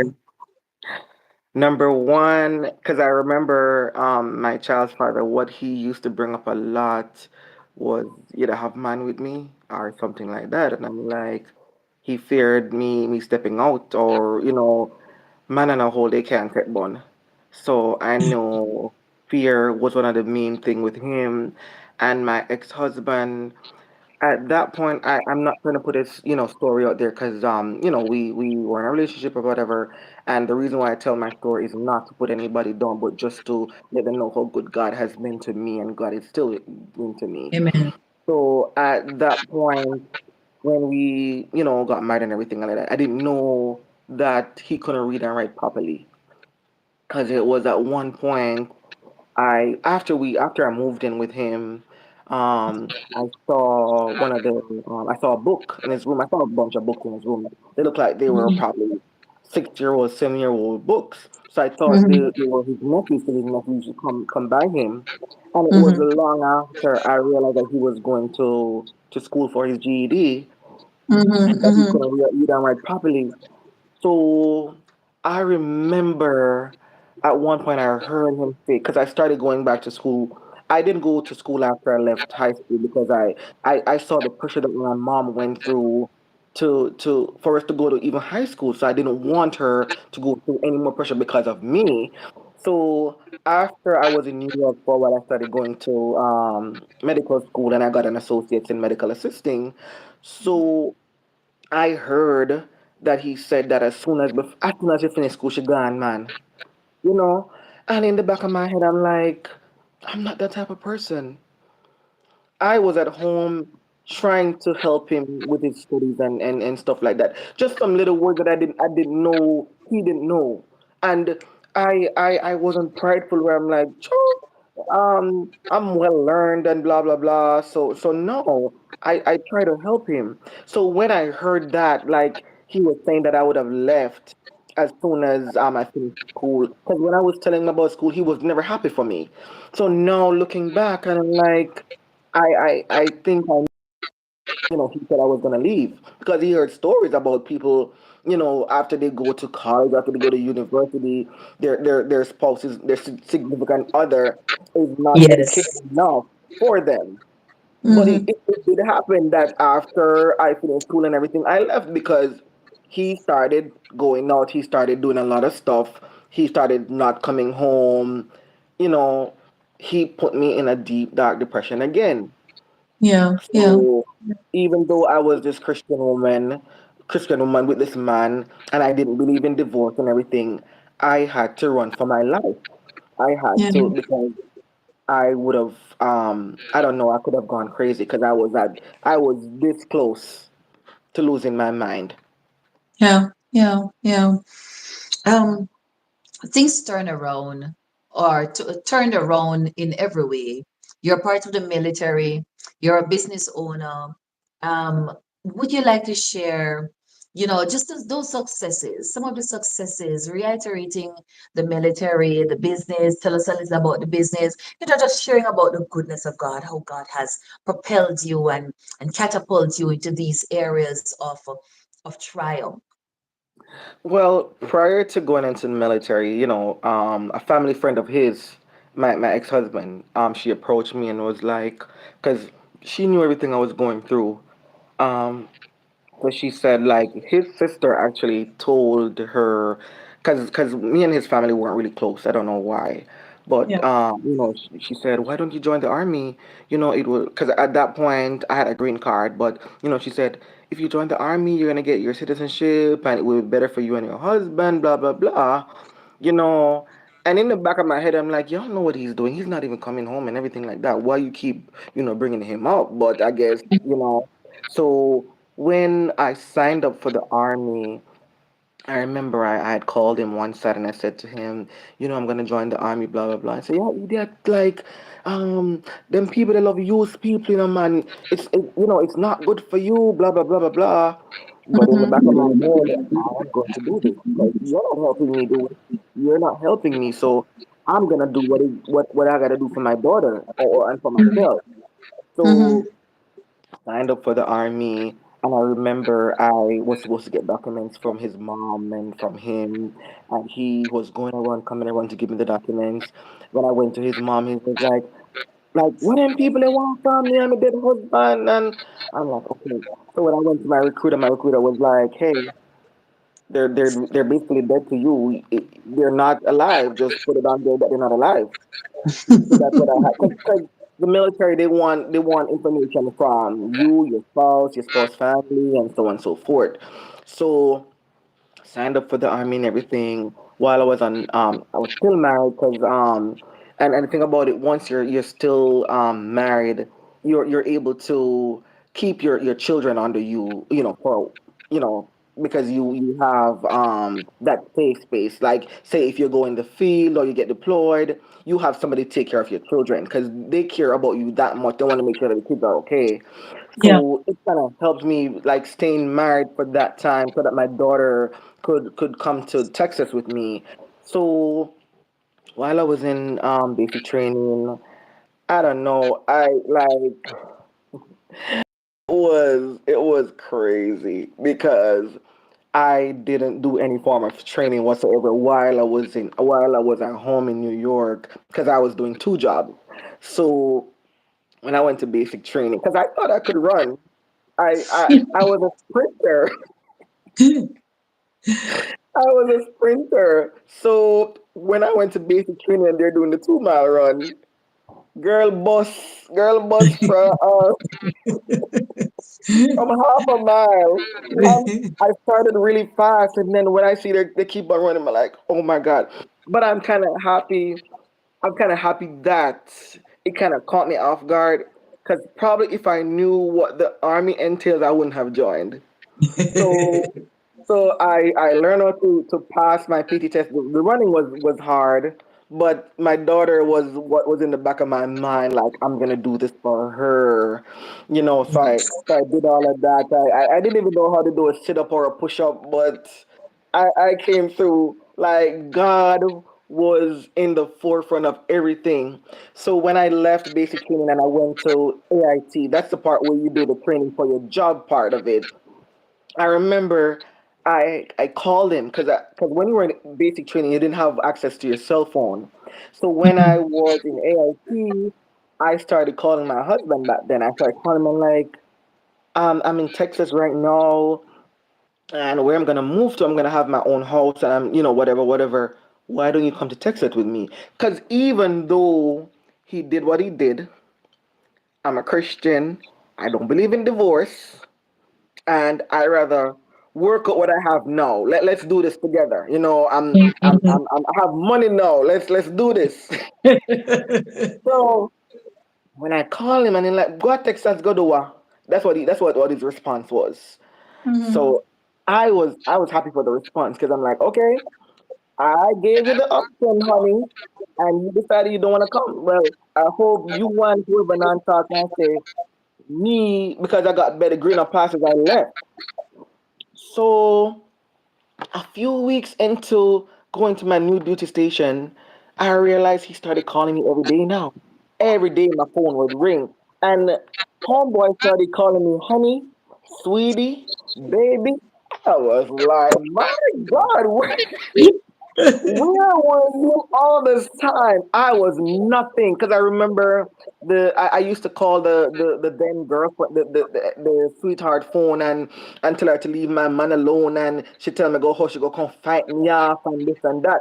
So when guys start calling me honey and sweetie, I was like, oh my god, where were you all my life?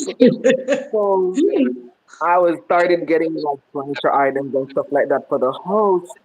And he was like, "Man, I can come to Texas one of these days to see your house and your furniture." But I'm like, "Man, in this time of video call and everything, I can do a video call with you. I can take a video of the house and the furniture, and I can send it to you." He brushed it off and act like it was nothing. He wanna come to Texas. When it happened that he did come to Texas. So when he came to Texas, no, he started planning like, "Oh, the backyard we can get a grill, we can do this." Hey. I was happy because this guy started coming around and he nice and he started calling me baby and whatever. So, but before he came to Texas, there was this guy that he used to teach me how to drive. Mind you, he's Hispanic. So, before he started teaching me how to drive, I remember that because even though I was separated from this guy, I always had my wedding ring on. So I keep on telling people to back off because I'm not ready for no relationship or nothing like that. And because in the military, if you are married and you go out, you can get a I don't know what you call it, but it's like a chapter something, but it's a fine. You can get charged or you can go to jail for it. Okay. So I'm not about to go into no trouble because I'm a married woman. So at that point when I come to Fort Hood, at that point I was backsliding. I just want to go to the club. Like everybody, all of the young people, them a go to club. And Mhm. I remember when we're in like after training during those days, we would sit in the hall where everybody was excited. They talk about this new club in Fort Hood and whole club was nice last night. I'm like, so nobody not like, can I come with y'all? No, I know I hear like my husband would tell me or stuff like that. Like nobody ain't trying to get with no married woman. They saw the ring on your finger, but I'm like I wasn't trying to get with nobody. I just wanted to go out. Like I just wanted a vehicle to go to the club. So anybody, Mhm. if a group of us going, I'm going with you. But nobody would invite me anywhere. So I got this. I got a car because my then husband he was telling me that he was gonna get a car from New York and send it to me, but I got a car on my own. And so when I got the car, the same like the Hispanic guy that was in the unit, I would ask him to teach me how to drive. Because one night, okay, so re, rewind a little bit. One, I got the house off post, but I didn't know how to drive. I don't know Mhm. how I'm gonna get to work, but at that time, the unit that I was in, like other sergeants would, if they live close by, would pick you up and drop you to work and so forth. But people started tired of me. They get they even though the chain of command would be like that's your soldier, you gotta make sure they get to work and everything like that. People Yeah. start people start to get tired of me and you can't hear any advice, you can't hear any respond. And one time this guy he was supposed to pick me up. Yeah. He was supposed to pick me up at work to take me to work. And he had a car and he had a motorcycle. This guy make sure saying tell me say tomorrow and go drive and go ride a motorcycle, so me have motorcycle. Oh, was like, Lord have his mercy. So this other sergeant, no, she picked me up one morning and she even got a ticket the morning because she was driving so fast. So anyway, long story short, I went to get my learners. Oh my God. I got my learners and I went to do the test I think around 5 times. I failed it 4 times. And and I keep going back every morning. I keep going back because I have to pass this test. When I went to buy the car, I had my learner's license. And I'm not supposed to drive on my own. But because I have the car parked up in my driveway, I am not gonna call a taxi to come get me to bring me to work. So, but by that time, my mom, I think she was 7 years old. She was here in Texas with me and everything. And I'm driving to work because I'm about to go on leave. I drive to work with my daughter in the car to go sign out on leave because I'm not going to take no taxi. So in the meantime, no. Before I got the car, one night I was stranded off post because I was supposed to go back to post the next morning, but because I still have the barracks on post, I one of the guy that was in the group with us, I called him and I'm like, man, I don't have a ride to go to post because he just came to Texas too, but he bought a car. We are not supposed to buy a car when you're just coming into unit. You're supposed to wait on a sergeant because they say, you're a young soldier, you don't know the salesman are gonna pull you into their trap and everything, but him decides him will get one car and he get the car. So I hear him talking about the car, so I'm like, okay, that's a little leeway for me to go. I need to go back and post. And my friends, them, we said them got me from basic training because we we end up coming to the same duty station. So everybody said they got you know. So when it's the time of the problem, when you call them, nobody not answering their phone. So this Mhm. guy now I call him and I'm like, man, I'm stranded off post and I need to get back tonight. I said, can you please come get me? And he said, sure. And when he came to get me, he picked me up and I said, I'm really, really hungry. I said, can I stop by Popeyes? Let me get something. So he stopped by Popeyes and I said, do you want something? He said, sure. And when he told me what he wanted, I went to buy it. But when I came back to his car, all this guy is talking about his fiance, his fiance, that every single word that came out of his mouth was fiance. So I'm sitting over my side of the vehicle and I'm looking at this guy. I'm like, who's this poor guy?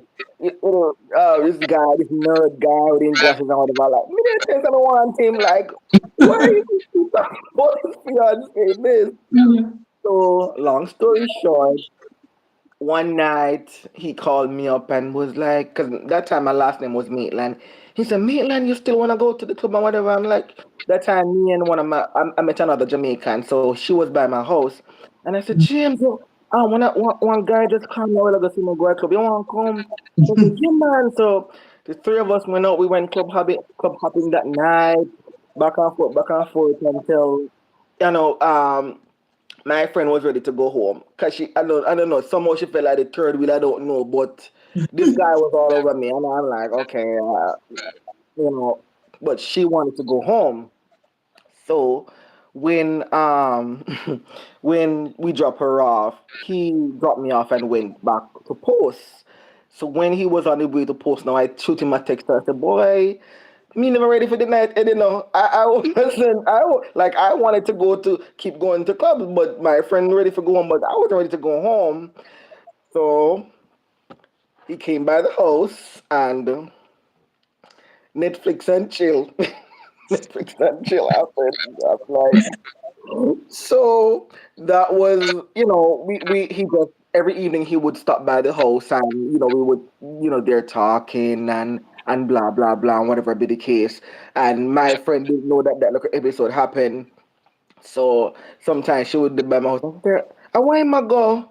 Where am I go? Like every evening, so every evening, something like sometimes she would see him. I'm like, I would boss man. I go. I must see him. I'm the owner of the house now. But we would be laughing like crazy because I'm like, she don't know what happened, but let's not say anything.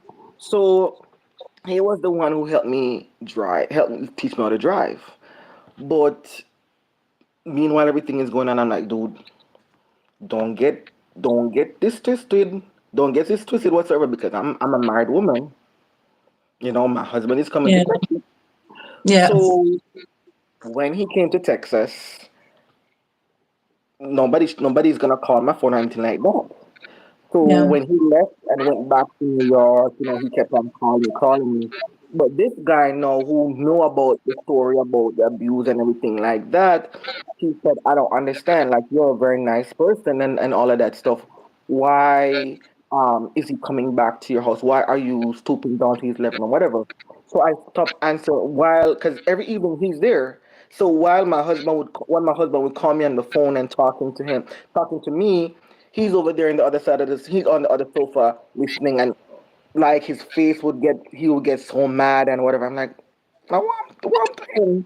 Me don't tell him what I going, what's going on long time ago. What's going on? So it happened that I stopped picking up my then husband's phone call because I realized that he was a what's the word I'm looking for? Opportunist. Yeah. Because he treated me so badly, but know that he's gonna get free health insurance, free housing, free this, free that. He's coming around now. So at that point, I stopped answering his phone calls. So he would call me, and I would like, because even though I'm telling all my family members, like my husband is coming home, whatever, everybody would look at me like this girl is crazy. Like after all that this guy did to her, she's still gonna take him back. So I just stopped taking his phone all entirely. And then one day, out of the mix, he called me on somebody else's phone. And when I answer, he's like, "Oh, so you're not answering me call him." So I'm like, "Oh my God, let me explain this to you. I just can't do this anymore." So on and on and on. Where I, after a while, I like, you know what, I'm gonna file for a divorce because he had walked out several times on the marriage already, so that's means for divorce and everything like that. So that's what happened until I tried to serve him notice. I tried to do certain things. He would not sign the papers until I had to put Mhm. him in the newspaper and we got a chance to get the divorce out of the way, and then I am now almost 8 years married to the same Hispanic guy. Oh, wow. Yes, yes. Wow. And Well, I started going back to congratulations. church and everything like that. Like just when we were dating, because I didn't even we weren't even dating. He was just coming by the house and he just started living there and everything like that.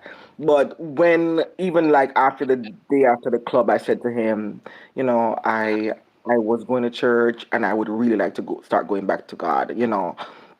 And then after that, no, we started going to church together, and he proposed to me. Hold on, I'm getting a call. Let me reject this call 1 second. I can't even see the phone call. Okay. Anyways, so when we started going through that new phase of dating, I said to him, I I was going to church and everything like that. And if you want to be in anything with me, you're gonna have to be going to church also. And he said, sure. Sometimes people say sure and they just wanna get in the cookie jar. But he said Yeah. sure, and I held my foot down, and I'm like, that's what we're gonna do. Like if and I'm like, I don't care if we did whatever before, but I want to go back to church. And We want persons to understand, as you say, going back to church. We really want persons to understand that it's not about just going back to church. It really was yeah, about going back to getting back to that place, that relationship with God. yes, So yes. I just wanted to put that there because some persons just seem to think that oh, it's just going back to church. It's a Live the same symbolic life thing. that you're living. Yep, Yeah, yep. it's not Yes, that. It's deeper than that. yes. I was tired of living this backslidden stage where didn't have a relationship with God anymore, going to club, and I was doing this extramarital affairs. Yes. Yeah. And I was like, I don't want to do this anymore. So we were going to a church for a while, and we were trying to get to the pastor, but the pastor, I think he was sick when I was at home. So every time we wanted to talk to him, we could never get to him. So at one point, we were started going to another church, and we got a chance to speak to the pastor. And I'm like, we've been together for a few years. No, because how the proposal happened. I don't even think that was no proposal because he went to Puerto Rico one summer, and one day we're in the car driving and he said open the glove compartment, and I opened the glove compartment, and he said open the box, and I opened the box, and he was like, so even now I would laugh. I'm like, you didn't even propose to me, dude. You didn't propose to me. You just gave me the you know, I'm loving the fact as we are about to wind up because we've been here for 1 hour 48 minutes. yes, I'm loving the fact that we started out practically in tears, but we're yes, ending it in joy, which is very symbolic of what this platform is. It's sharing the traumas, it's sharing the struggles, it's sharing the pain. But then we show how God's goodness and God's Yes, grace, right, and his mercy preserves us and he carries us through. And he gives beauty for ashes, strength for fear, and that would seem to have been dead, yes, right? And as if it was useless, he has restored. You penciled a book called Bruised but Not Broken. yes. You, in that book, it encapsulates your entire story, Entire story. right? Yes. All of it. And while we would have given an hour more worth to those who are listening, we want persons to go grab that book. But I want to ask you a question, Samantha. Why did you put your story? Why did you publicize your story? Because now looking back in hindsight, I realize the devil, he tries to make us want to cover our shame and think that we are to blame ourselves or we are the reason why it happened to us. Yeah. But after, the Holy Spirit just keeps telling me like, I have redeemed you and you are not your past. Amen. I, so I decided, not I decided, this book has been long coming. Like from I was back in New York with my ex, I started writing that book, but the book needed to have more parts of my story. So I published the book in 2022, and it's like the Lord said, don't leave out anything. I wanted to be more like proper and how you read some books and you're trying to understand what they're trying to say or is that what happened or is that I'm not sure what happened, but the Lord had told me that I had to be raw as possible but not too raw. Mm-hmm. So and I'm like, okay, God, it is your will. And I I just wanted to help somebody coming up behind me, somebody who was going the equitable shot at by somebody who is going through similar situation or worse, or I won't say because everybody experienced everything differently. So I wanted somebody that's experiencing trauma because as you can see, I experienced several different spectrums of trauma. I've been molested, I've been raped, gone through domestic abuse. And as I said, me telling about my story is not to put down the other person, but it just to let you know on the other end of this video to let you know that life goes on and there is greater is coming. And you just Mm-hmm. need to trust in God that He is gonna deliver me. And I didn't go through none of that for myself. Cause as Simone was talking about this little girl in the mirror, I keep like even in my story, I address this little girl. She has been left back like twice in that day. She was left back by the cousin's uncle, and she was left back by that guy. And I am looking at it like, oh my God, I left her in that cane field. She has been trapped in my body for so many years, being quiet for so long. But Yes. I did this to I'm doing this interview to that free that little girl. Yeah. Tell your story Yes. because that little girl needs to be free. Yes. Yes. Yes. Yes. Awesome. Hallelujah. Thank you so much for that. And we are truly declaring that this will be the year that that little girl that has been trapped, so many trapped little girls, right? That this will be their year of freedom, of breakthrough, Can right? I That say something real quick? sure. And as I'm talking to you, it just came to me. Not only little girls, but little boys also.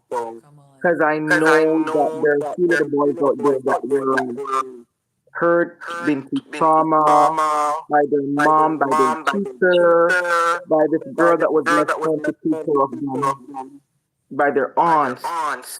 So I'm just telling you, tell your story.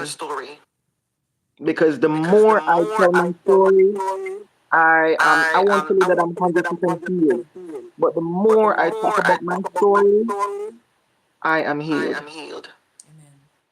The scripture that says they overcame by the blood of the Lamb, and oh my God, that part is me. By the blood of the Lamb and by Testimonies. their testimony. By the blood of Yes, the Lamb and by the word of their by the testimonies. words, They yes, love not their of life their with it. testimony. Yes. Yes. Yes. So don't be afraid and don't cover your story like I did, but tell your story. Somebody else is depending on you. Yeah. Yeah. Love it. Bless God. Bless God. And well, I'll share something with you. When I decided to follow the leading of the Lord to come on YouTube with my program, I told persons, I said, I'm not looking for the popular. Because Yes, the truth is, Samantha, the popular would have caused my channel to have exploded, yes, right? But I said to myself, or I don't even know if I should say it's me, it must have been the Lord, because I would have wanted to have gone viral and gone just explode. But the Lord said to me that there are many they have no voice. And so create a platform that will give them a voice.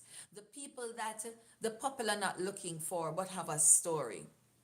You may have a few popular that will come, yes, because they too have a story. But yes, there are those in the backside. There are those that sit in the pews. There's the person in the office next beside you that you have no clue what trauma they are yes, going through, right?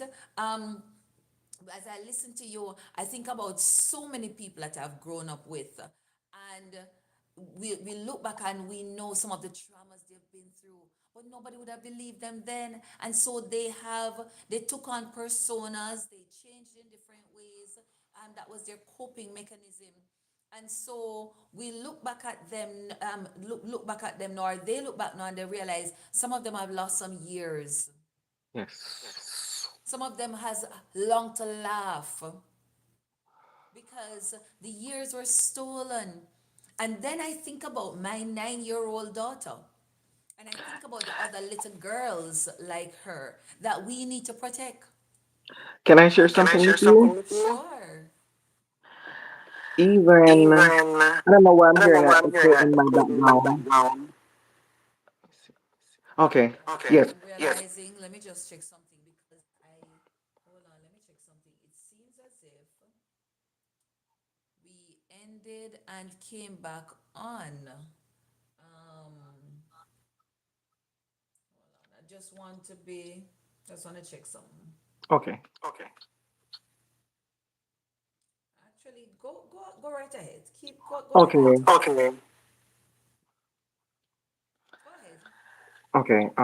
Kind of lost my train of thought for a second. Okay, what were you talking about just now? Okay. Go ahead. Kind of lost my chain of thought. Hold on. I was talking about the little girls we need to protect. Mm, yeah, no, It will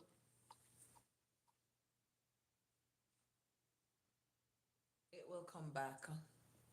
It will come back. Wow, I hope we okay. didn't lose all of that content. Um, but like I said, we need to be protecting the girls, Girls, yes, the children, and as you said, some boys. Because as you said back in your childhood, a little boy was raped, yes, and we seem to not believe that those things can happen to our boys, huh? And so we tend to leave our boys out. And it may not be molestation for our boys, but the fact is that our boys to go through rejection, right? yes, We tell them that boy no fi ball, big man don't no ball, and we tend to raise them to be hard. And then we wonder why they lack emotions, or they find wives and the wives are complaining that, my husband is so emotionless, right? Yes. My husband doesn't love me. It's not that he doesn't know how to show love. He was never taught love. Okay. I remember what I was about to say. Go ahead. I grew up, even though I was in my 20s and 30s, now that I'm in my 40s, I'm probably coming through, but I grew up as a child. I have been taught as a child. Because even in basic training, when I hear like 19-year-old, 17-year-old, and stuff like that, things that I was supposed to know, like naturally know how to do, I didn't know how to. Because even my two previous relationships with my ex and my ex-husband, even though they were more older than I was, they kept expecting certain stuff from me, which I didn't know how to.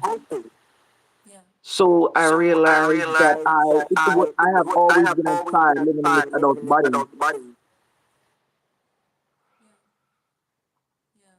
Yeah. Wow. Wow. And you see, so we talk about, so the regression, the forgetfulness, Yes. right? And it's really not forgetfulness, it's really what happens that we bury the traumas. I needed to ask you, have you gone into counseling, like really Yes. gone into counseling? Okay. Through the military, I'm still doing counseling. Awesome. Yes. Awesome. Well, one of the things that I find that God does with me on my channel is, not only do I listen to the stories, showcase the stories so others can hear, but I challenge my guests as I so feel led to challenge my guests, and I speak life into my guests, and I speak new birth into them. And so one of the things, I don't know if you started that ministry as yet, but that ministry that focuses on little girls, it's helping that little girl, giving that little girl a voice, right? And somehow I feel like, I don't know if you've started to give back to Jamaica, maybe into that community where you were raised, or that community where your trauma took place.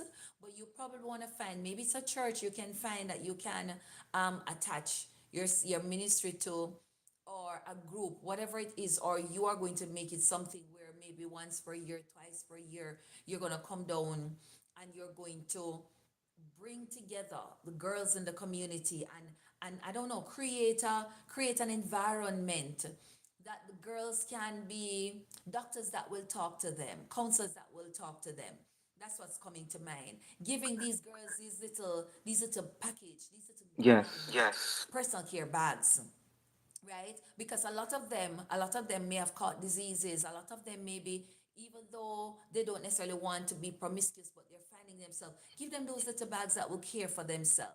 A little feminine wash, some rags, some soap, but make that bag personal, and then create an avenue, that space that they are able to talk, right?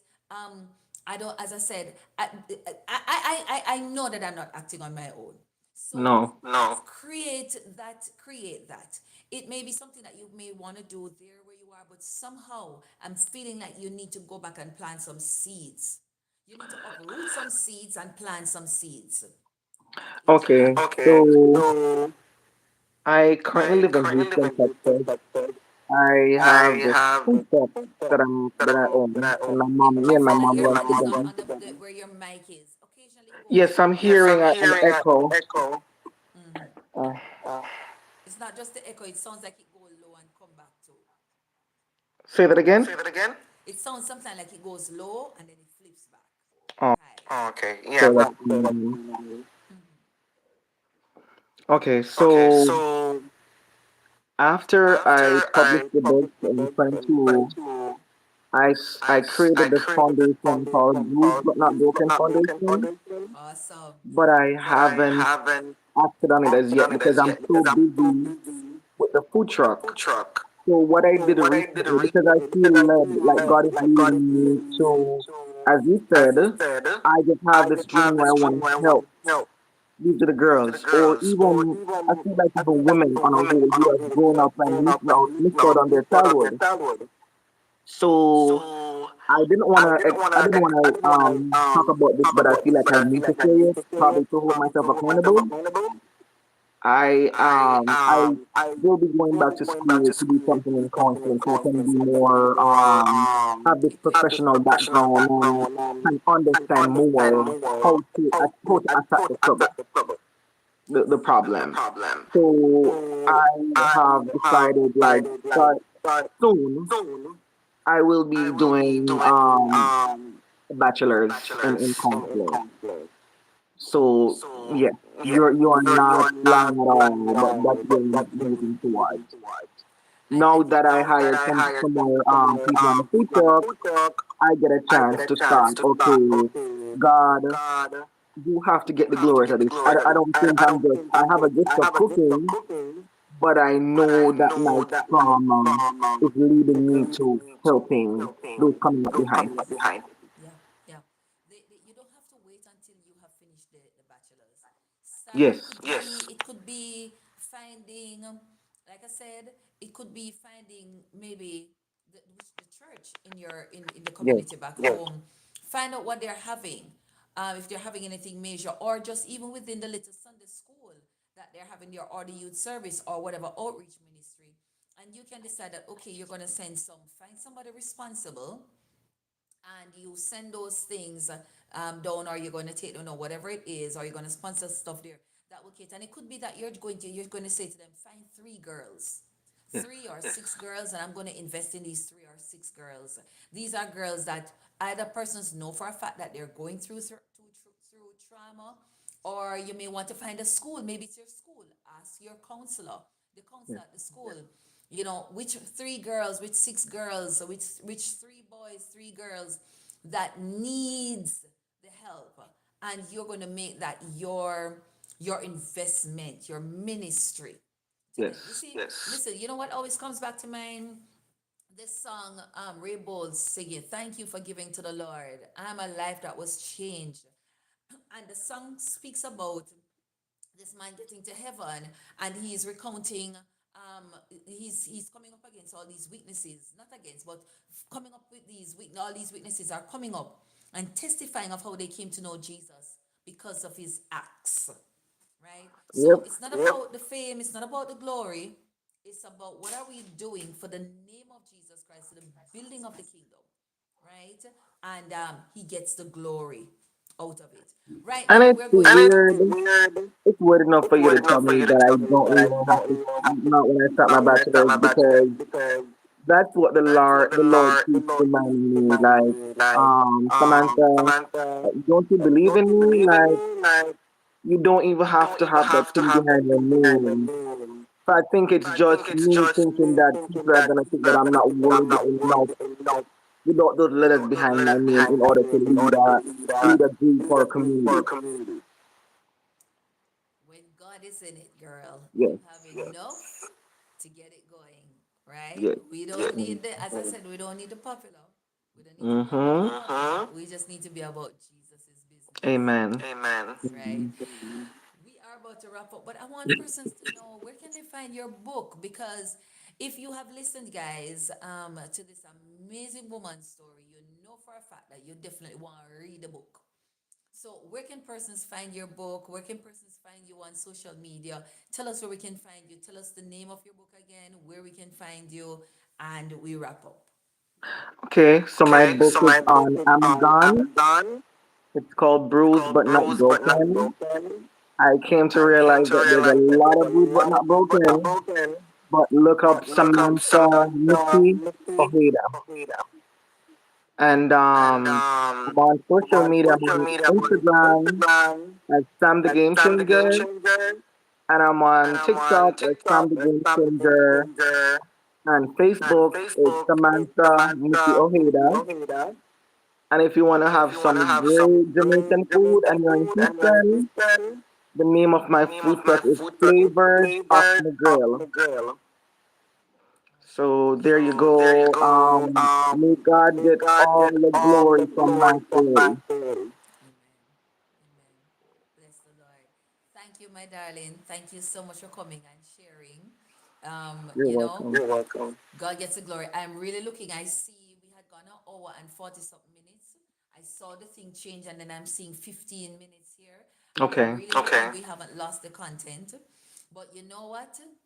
From last week, I've been saying that if it's only one, if it was one person that needed to Yes. get this, then the one would have gotten it and it would have been worth the time that we spent Yes. here. Yes, ma'am. Yes, I bless you, woman of God. Thank you so much for coming and sharing your story. I rejoice with you. And I Yes. declare and pray that the Lord will continue to cause you to laugh, that you'll continue to laugh, that God will continue to beautify you. Yes, ma'am. Beauty for ashes, strength for fear, gladness for mourning, and peace for despair. And that your ministry, your life will continue to be a light, a lighthouse for others. You'll be the light to somebody who's experiencing darkness. And that you will help those that are bruised to realize they're not broken, but that he who has begun a good work in them, he will complete it. Yes, ma'am. Yes, ma'am. And And even though I didn't even though I start didn't off with a start off prayer, with a prayer, I feel feel like I led feel to led to pray pray for your for your broadcast and, broadcast, whoever whoever come in come in contact with your contact with your broadcast. broadcast. Yes. Go ahead. Father, in the Father, name of in the name Jesus of Christ of Jesus Christ Nazareth, of I Nazareth, put I put every every single single person on person the other on the end other of end of listening this this broadcast. I broadcast. I ask you to ask you touch to touch Miss Simone, Mr. Moon, Father. Father. Let her Let not her not be of be of herself, but herself, but to tell, tell just just to to put you put in the you in the limelight, because limelight because without you, without Father you, God, Father she is God, she is nothing, nothing, Father. Father. I pray that I pray that whoever comes whoever on comes on her her broadcast, broadcast, it especially to whoever have ever been through have any been any traumatic traumatic incident in their incident life, in their Father life, God. Father God. Cover Miss Cover Miss Simone and I ask Simone you and I ask to you to just just extend extend her her broadcast, Father broadcast, God, Father and God, and continue continue to let there to be an let there be an outpouring, Father outpouring, God, of her Father God, of her storehouse, storehouse, Father. Father. And And when as when she as she blesses somebody blesses else, somebody God, else, I ask God you asks to you to bless bless her in her in return. return. Cover her Cover her family, family, anything, Father anything, God, Father God, that has that been has been erected, Father erected, God, Father God, against her against her broadcast, broadcast, Father. Father. We pull it We down pull right it down now. right now. We pull down We any pull down any stronghold, Father, stronghold, Father, and we and crumple we and crumple paralyze and any paralyze plans of any the plans of the enemy that comes enemy up that comes against her, up against Father. her, Father. Because we know the Because we know reason the for this reason for this broadcast. It's to broadcast. give It's you to give glory you in the glory end. in the end. Father God, we Father thank you God, for we thank you her. for We healing. thank you for We her thank you for her family. family. And we thank you And we for thank you for everybody that is everybody coming that is coming after, after, Father. Father. Ask you to That bless you her, bless her, bless her bless her broadcast, broadcast, and bless and bless everything that everything that concerns her. concerns her. In In Jesus' name I Jesus' pray. name I pray. Amen and Amen. amen. And amen. Thank you, Lord. Thank you, Lord. Thank you, Yes, Lord. thank you, Lord. Thank you, Jesus. Thank you, my sister. The Lord bless you. Awesome. Bless you. Bless you. Thank you again, guys. Like I said, I really hope that you were, most of you, I think I saw consistent 2 or 3 persons. I know that there are several others coming on and off, but I do hope that you would have caught and gotten substance from everything that was shared, and that you may know somebody who needs, they're broken or they're bruised and they need to find healing, or they're looking for evidence that they will come out of it, or you too are looking for evidence that there's a light at the end of the tunnel. Well, Samantha is here to prove that He's still in the healing business, He's still in the restoration business. He can turn that pain into joy, that loss into gain. So thanks again, guys. Please share your comments. What part of this woman's story, this part of the episode, that really connected with you? Please comment in the box, and of course, share it with somebody. And don't forget to subscribe if you have not yet done so. All right, guys. Until tomorrow. Because we used to say until next week or next time. But look here, I'm being intentional and I'm showing up here every day. So it's I'm sure it's gonna be devotion tomorrow morning. So guys, join in and I look forward to seeing you. And make sure you go get Samantha's book. I'm gonna put all the links below so you'll be able to click on them and grab a copy of her book and follow her on her social pages. All right, guys. Bye bye. Bye, Bye, everybody. everybody. Take Thank care. you, Thank Simone. you, God bless Simone. you. God bless you. You're welcome. Blessings.